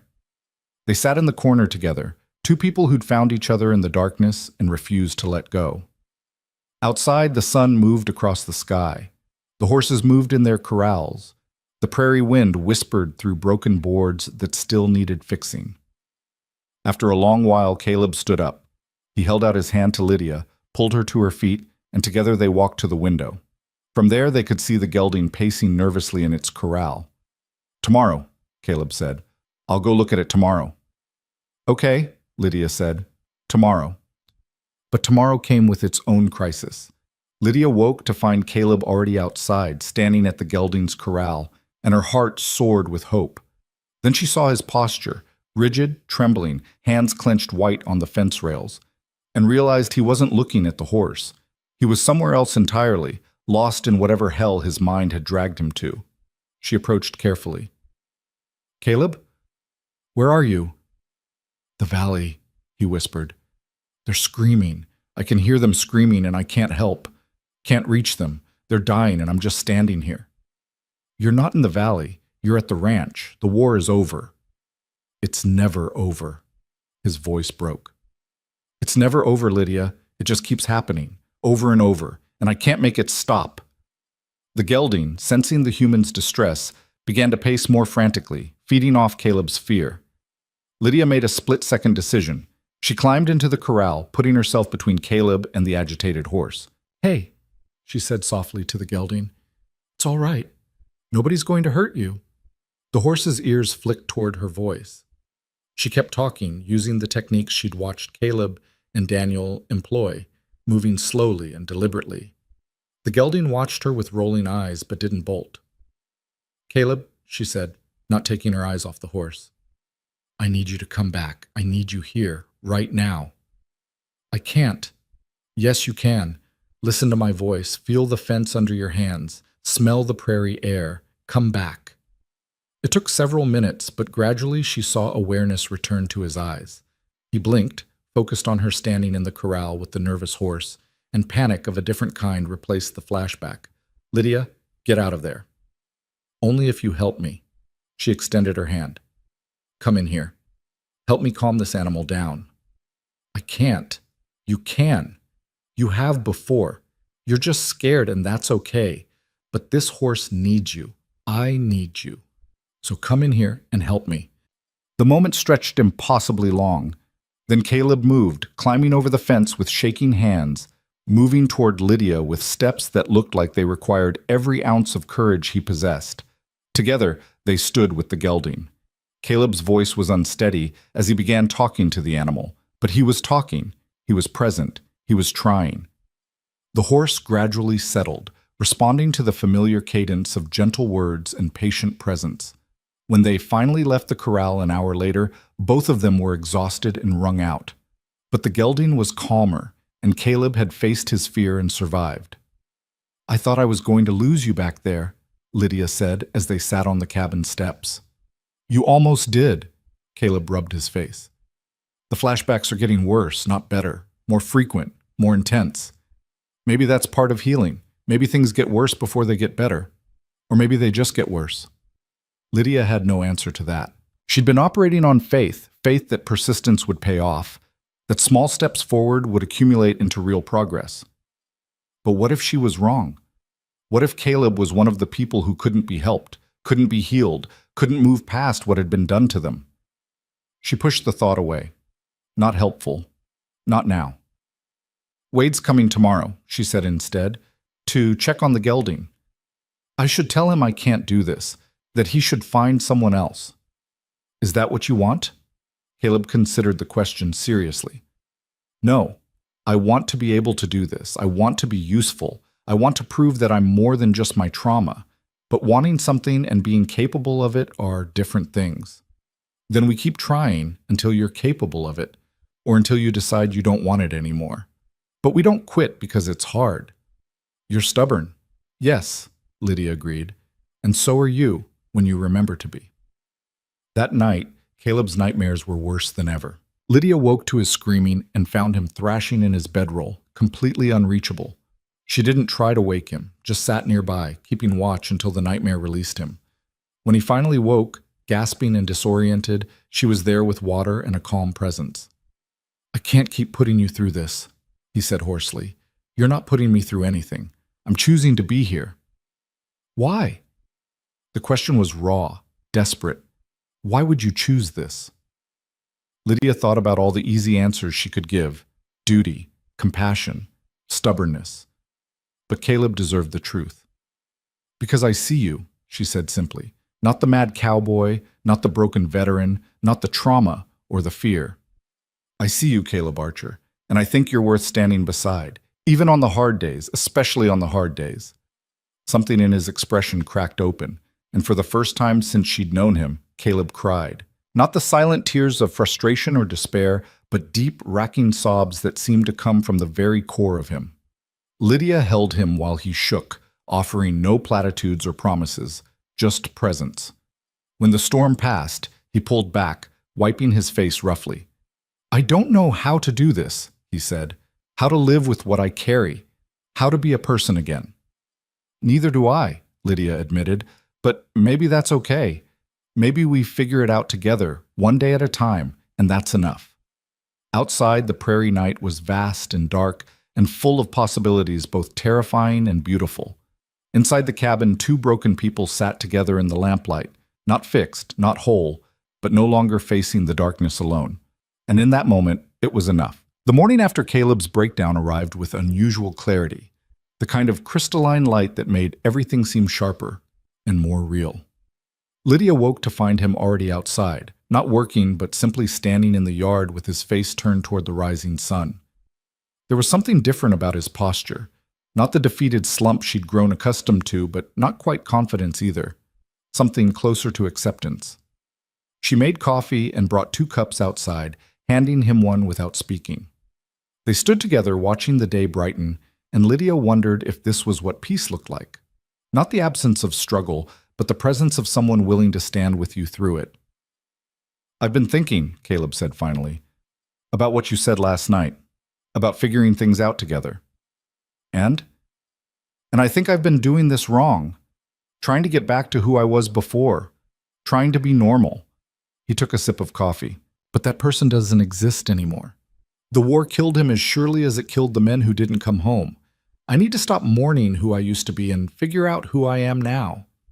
Lydia felt something shift in her chest, recognition of a truth she'd been circling around for months.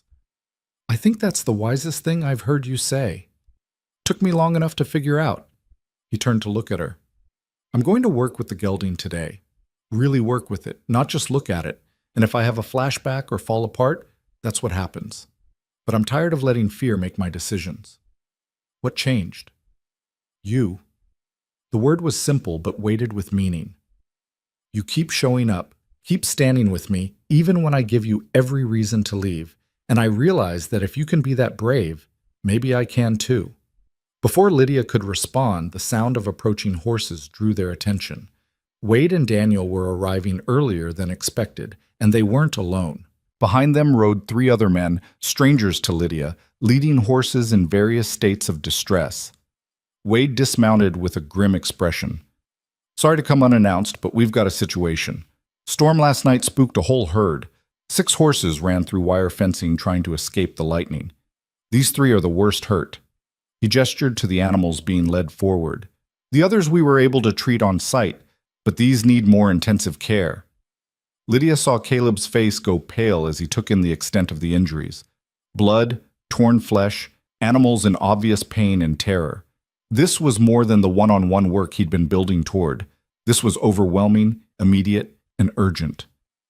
"I can't," Caleb said, his voice already starting to shake. "Wade, I can't handle this many. I'm not ready." "I know it's a lot," Wade said, "but they'll die if we don't help them. And you're the only person within 50 miles who has the skill to do this." "Then they'll die." Caleb took a step backward. "Because I can't. I'm sorry, but I can't." Daniel moved forward, his quiet voice cutting through the rising panic. "Yes, you can. Not alone, but you're not alone. We'll help. Just tell us what to do." Lydia watched Caleb war with himself, fear and duty locked in terrible combat. She could see the exact moment he started to retreat into himself, to find that dark corner where the world couldn't reach him. She stepped in front of him, forcing him to meet her eyes. "Look at me. Just me. Not the horses, not the blood, not the crisis. Just me." His breathing was ragged, hands trembling. "Lydia, I can't do this. I know you're scared. I know this feels impossible, but those horses are going to die if you don't try." She gripped his arms. "You don't have to be perfect. You just have to show up, one horse at a time, one wound at a time, and we'll be right here with you." "Well, what if I freeze? What if I have a flashback right in the middle of treating them?" "Then we'll handle it. Wade and Daniel and me. We'll step in and you'll step back, and that's okay. But Caleb, you have to try. Because right now, in this moment, you're the only chance these animals have." The weight of that responsibility seemed to crush him. But then something remarkable happened. Instead of collapsing under it, Caleb straightened his shoulders and took a deep breath. "All right," he said, his voice unsteady but determined. "All right, we'll need to separate them. Can't treat them all at once. Which one's worst?" Wade pointed to a bay mare whose front legs were shredded, bone visible through torn flesh. "That one probably won't make it even with treatment, but she deserves a chance. Bring her to the main corral. The gelding we can move to the far pasture for now." Caleb was already moving, shifting into the focused competence Lydia had seen when he worked with Storm. "Daniel, I need you to gather every clean cloth we have. Lydia, start heating water, lots of it. Wade, help me get her secured where I can work." They moved like a military unit, responding to orders, each person knowing their role. The bay mare fought as they led her into the corral, her pain making her dangerous and unpredictable. Caleb approached slowly, hands visible, voice steady despite the tremor Lydia could still hear underneath. "Easy, girl, huh?" he murmured. "I know you're hurting, I know you're scared, but we're going to help you. Just need you to trust us for a little while." The mare's eyes rolled white with terror, but Caleb kept talking, kept moving with that deliberate gentleness that seemed to calm even the most panicked animals. When his hand finally touched her neck, the horse flinched but didn't bolt. "Good. That's good." Caleb ran his hands carefully down her injured legs, assessing the damage. When he looked up, his face was grim. "It's bad, really bad, but I think we can save her if we work fast." What followed was the most intense 3 hours of Lydia's life. Caleb worked with a focus that bordered on obsession, cleaning wounds with steady hands despite the sweat that poured down his face and the trembling that never quite stopped. He talked constantly, to the mare, to himself, to the ghosts only he could see, a stream of consciousness that kept him anchored in the present. Twice he had to stop, hands shaking too badly to continue, and Wade or Daniel would step in while Caleb stepped back, breathing hard, fighting to stay present. But he didn't disappear into flashbacks, didn't retreat to dark corners. He stayed, riding the edge of his capability, pushing just slightly beyond what he thought he could handle. When the mare was finally bandaged and resting quietly in the corral, they moved to the second horse, a young stallion with wire cuts across its chest and shoulders. Then the third, a paint with injuries on its haunches and back legs. By the time the sun reached its zenith, all 3 horses were treated and secured. Caleb sat in the dirt, covered in blood and sweat, looking like he'd fought a war, which, Lydia supposed, he had. Wade crouched beside him. "You did it. All 3 are going to make it because of you." "We did it," Caleb corrected, his voice hoarse. "I couldn't have done this alone." "Maybe not, but you showed up when it mattered. That's what counts." After Wade and Daniel left, promising to return the next day to check on the horses, Caleb sat on the corral fence, staring at the 3 injured animals now resting in separate pens. Lydia climbed up beside him, exhausted but oddly exhilarated. "You were amazing," she said. "I was terrified the entire time." "I know. That's what made it amazing." Caleb turned to look at her, really look at her, and Lydia saw something new in his expression. Not just gratitude or friendship, but something deeper. Something that made her heart skip in a way she hadn't felt since Samuel was alive. "I couldn't have done that without you," he said quietly. "Not just today. Any of this. I'd be dead in that cabin if you hadn't refused to give up on me. You're not giving me enough credit for being stubborn. I'm serious, Lydia. He took her hand and the touch sent warmth up her arm. You saved my life, not by pulling me out of that corner, but by standing with me while I learned to pull myself out, by making me believe I was worth the effort. Lydia felt tears prick her eyes. You were always worth the effort, Caleb. You just couldn't see it. I'm starting to see it now. Not clearly, not all the time, but sometimes, like today, I catch glimpses of who I might become. And it's because of you. The moment stretched between them, weighted with possibility. Then Caleb pulled back, releasing her hand, and the spell broke. I should check on the horses, he said, climbing down from the fence. Lydia watched him walk away, her hand still tingling from his touch, and wondered what she was feeling. She'd come here to help a neighbor, to give herself purpose after Samuel's death. When had it become something more? The following weeks brought a rhythm to their lives that was both exhausting and exhilarating.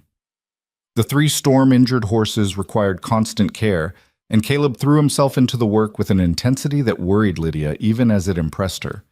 He was up before dawn and worked until well after dark, sleeping fitfully and eating only when she forced food in front of him. But he was also healing.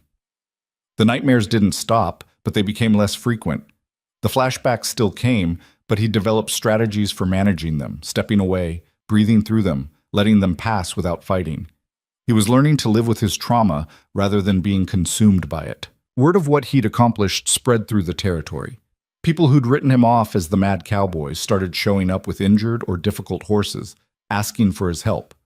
Some came with genuine need. Others came out of curiosity, wanting to see if the rumors were true. Caleb handled both with the same quiet competence, though Lydia could see the toll it took. He was pushing himself too hard, trying to prove something to the world, or maybe just to himself. One evening, about 6 weeks after the storm-injured horses arrived, Lydia found him sitting alone in the dark barn, his head in his hands. The bay mare died, he said without looking up. The one we treated first. She seemed like she was healing, and then she just gave up, laid down and died. Lydia sat beside him in the darkness. I'm sorry. I did everything right, cleaned the wounds properly, changed the bandages, gave her medicine, everything. His voice was thick with frustration and grief. But it wasn't enough. I wasn't enough. You gave her a chance, Caleb. That's all anyone can do. Is it? He finally looked at her, his face ravaged in the dim light. Because it feels like I keep giving chances and watching them fail. The mayor died. Half the men in my unit died. Everyone I try to help ends up worse off than when they started. That's not true. Isn't it? Look at you, Lydia. You came here to help me, and now you're trapped on this ranch, working yourself to exhaustion, dealing with my nightmares and flashbacks. I've ruined your life as surely as I ruin everything else I touch. The words hung in the air, bitter and self-defeating. Lydia felt anger flare in her chest. Stop it, she said sharply. Stop making decisions for me about what my life should be. I'm here because I choose to be here. Not because I'm trapped, not because I pity you, but because this is where I want to be. Why would you want this? Because this matters. Her voice rose. Because helping you matters. Helping these horses matters. Building something real matters. After Samuel died, I spent 2 years going through the motions, pretending to live while feeling dead inside. Being here, working with you, it's the first time I've felt alive since I lost him. Caleb stared at her, stunned. What are you saying? Lydia took a breath, steadying herself. I'm saying that you didn't ruin my life. You gave it back to me. And yes, the mayor died, and that's tragic. But Storm is alive. The gelding is alive. Those other 2 horses are healing. You've made a difference, Caleb, whether you can see it or not. I don't know how to believe that. Then trust me to believe it for both of us until you can believe it yourself. They sat in the darkness of the barn, surrounded by the soft sounds of horses settling for the night, and something fundamental shifted between them. The air felt charged with possibility, with unspoken words that hovered just beyond articulation. Caleb reached out and took her hand again, and this time he didn't let go. I'm falling in love with you, he said quietly. I don't know when it started or how to stop it or if I even want to stop it. But there it is. Lydia's heart hammered in her chest. She'd known, on some level, that her feelings had evolved beyond friendship.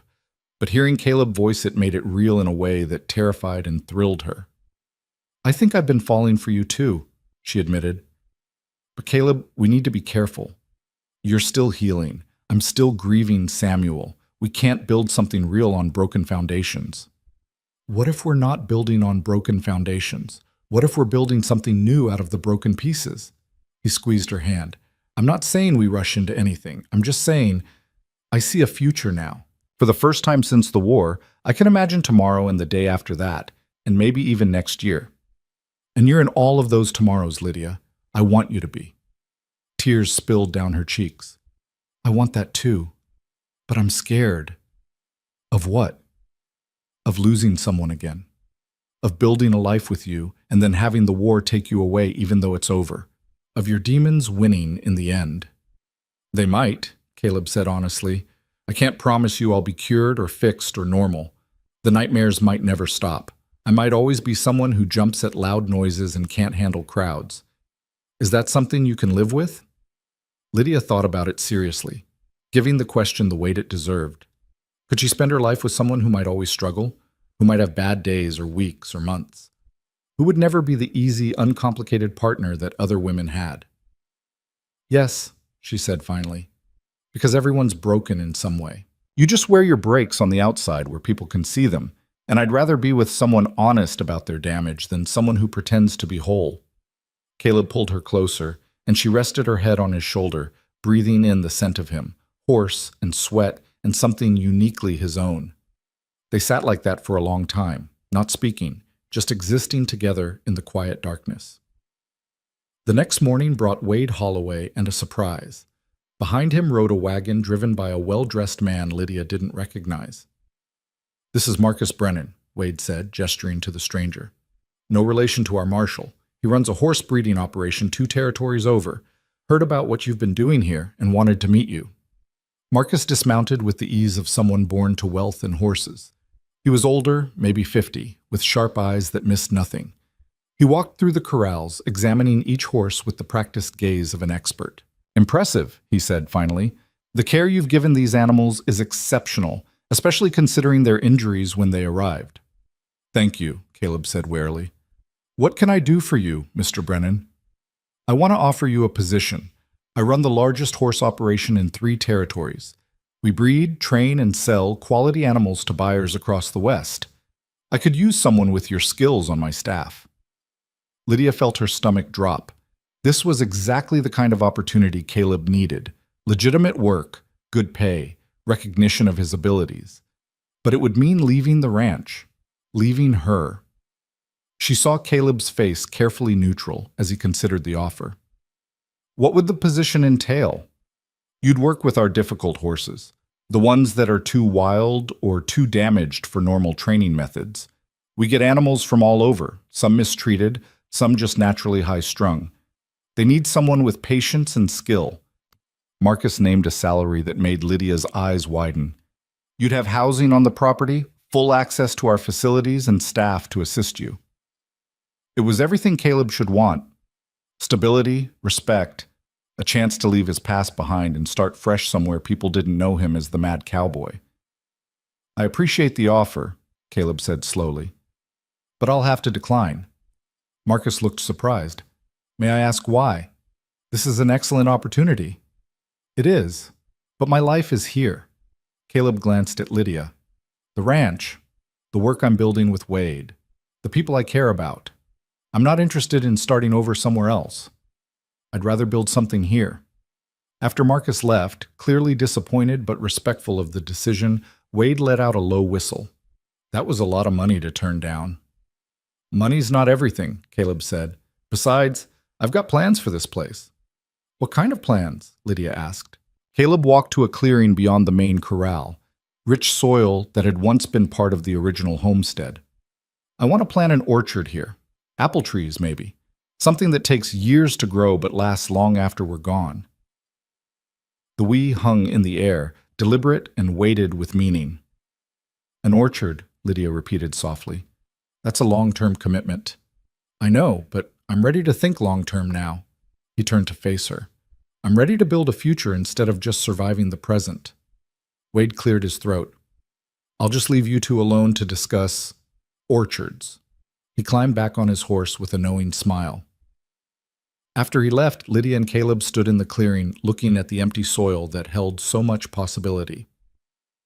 If we plant apple trees, Lydia said carefully, it'll be years before they bear fruit.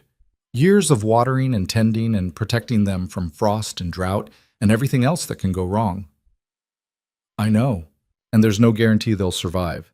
We could do everything right and still lose them. I know that too. Caleb took her hands. But that's life, isn't it? You plant something and tend it and hope it grows. And even if it doesn't, at least you tried. At least you chose to believe in tomorrow. Lydia felt tears blur her vision. When did you get so wise? When I met a widow stubborn enough to refuse to let me give up on myself.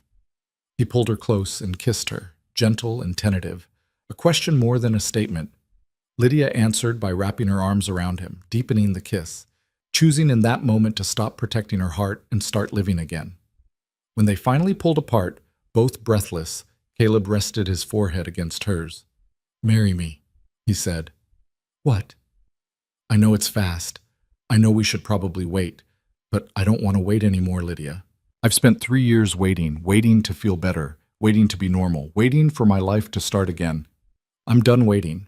Marry me. Help me plant that orchard. Build this life with me. Lydia's mind raced. It was too soon. They'd only known each other a few months. He was still healing. She was still grieving. Every practical, sensible part of her brain screamed that this was reckless. Yes, she heard herself say. Yes, I'll marry you. Because sometimes the sensible thing and the right thing weren't the same. Sometimes you had to take a leap of faith and trust that you'd either land safely or learn to fly on the way down. They were married 3 weeks later by a traveling judge, with Wade and Daniel as witnesses. It was a simple ceremony on the ranch, no fancy dress or elaborate celebration, just two people choosing each other in the face of everything that should have kept them apart. Red Mesa's response was mixed. Some folks thought it was scandalous, a widow marrying the mad cowboy so quickly. Others saw it as practical, two broken people finding usefulness in each other. A few, like Doc Winters, saw it for what it really was, two survivors building something real from the wreckage of their past. The first year was harder than either of them expected. Caleb still had nightmares, still struggled with crowds and loud noises, still had days when the weight of his past made it hard to get out of bed. But now Lydia was there, not just as a helper, but as a partner, sharing the burden and the victories in equal measure. They planted the apple orchard in early spring, 30 young trees in neat rows. It would be 5 years before they bore fruit, but Caleb tended them with the same patience he showed the horses, talking to them as he watered, encouraging their growth. The horse healing work expanded slowly but steadily. Wade brought in a steady stream of animals that needed help, and Caleb developed a reputation for being able to calm the uncalmable, heal the unhealable. He trained Daniel in his methods, and eventually they brought on 2 more helpers, young men from Red Mesa looking for honest work. Storm, the Mustang that had crashed through the fence all those months ago, became Caleb's personal mount. The wild animal that no one thought could be tamed now responded to the lightest touch, moving as if it could read Caleb's thoughts. They were perfect for each other, 2 creatures who'd been written off as too damaged and proved everyone wrong. 2 years after they married, Lydia discovered she was pregnant. The news terrified both of them. Caleb because he worried about passing his trauma to a child. Lydia because she'd already lost so much and couldn't bear to lose again. But when their daughter was born on a cool October morning, healthy and loud and perfect, something in both of them healed just a little bit more. They named her Hope because that's what she represented, proof that beautiful things could come from broken people, that life moved forward even when the past tried to drag you back. 3 years later came a son, Samuel, named for the husband Lydia had lost but would never forget. Caleb understood that carrying the past didn't mean being trapped by it, and he honored her grief the same way she honored his. The orchard finally bore fruit in the 6th year, just as Caleb had predicted. The apples were sweet and tart and perfect, and they harvested them together, Caleb and Lydia and their 2 children, filling baskets under the autumn sun. That evening, as they sat on the porch of the rebuilt ranch house watching Hope and Samuel play in the yard, Caleb took Lydia's hand. "You know what I realized today?" he said. "What's that?" "I can't remember the last time I had a nightmare, or the last time I had a flashback." He paused, considering. "The trauma's still there, probably always will be, but it doesn't own me anymore." Lydia squeezed his hand. "When did that happen?" "I don't know. Gradually, I think, little by little, day by day, until one day I woke up and realized I was thinking about the future more than the past. That tomorrow excited me more than yesterday haunted me." "And what does tomorrow look like?" Caleb gestured to the orchard, the corrals full of healing horses, the children playing in the last light of day. "It looks like this, exactly like this." They sat in comfortable silence as the sun sank toward the horizon, painting the prairie sky in shades of orange and gold and purple. The land that had once felt like a prison now felt like home. The man who'd been broken beyond repair had found a way to carry his scars and still build a life worth living. And the widow who'd shown up refusing to walk away from a broken soul had found her own healing in the process of helping him find his. The ranch thrived. The horses healed. The children grew. And two people who'd been given every reason to give up on themselves and each other proved that sometimes the bravest thing you can do is choose to hope, even when hope seems impossible. Years later, when people asked Caleb about his time in the war, he would tell them honestly about the trauma, the pain, the men he'd lost. But he would also tell them about the ranch, about the stubborn widow who refused to let him disappear, about the horses that taught him patience, about the orchard that taught him faith in tomorrow. And when they asked him if he'd recovered from the war, he would smile and say no. Because recovery implied going back to who he was before, and that person was gone forever. Instead, he'd become someone new, someone shaped by trauma, but not defined by it. Someone who carried the past, but wasn't imprisoned by it. Someone who'd learned that broken things could still be beautiful if you gave them time and care and refused to give up. The mad cowboy was gone. In his place stood a man who'd faced the darkness and found his way back to the light, not alone but hand in hand with someone brave enough to walk beside him through hell and patient enough to help him find his way home. The prairie stretched endlessly around them, vast and indifferent as ever. But on this small piece of land, two people had carved out something precious, a life built not on perfection, but on persistence, not on being whole, but on being willing to try, not on erasing the past, but on refusing to let it steal the future. And in the end, that was enough, more than enough. It was everything.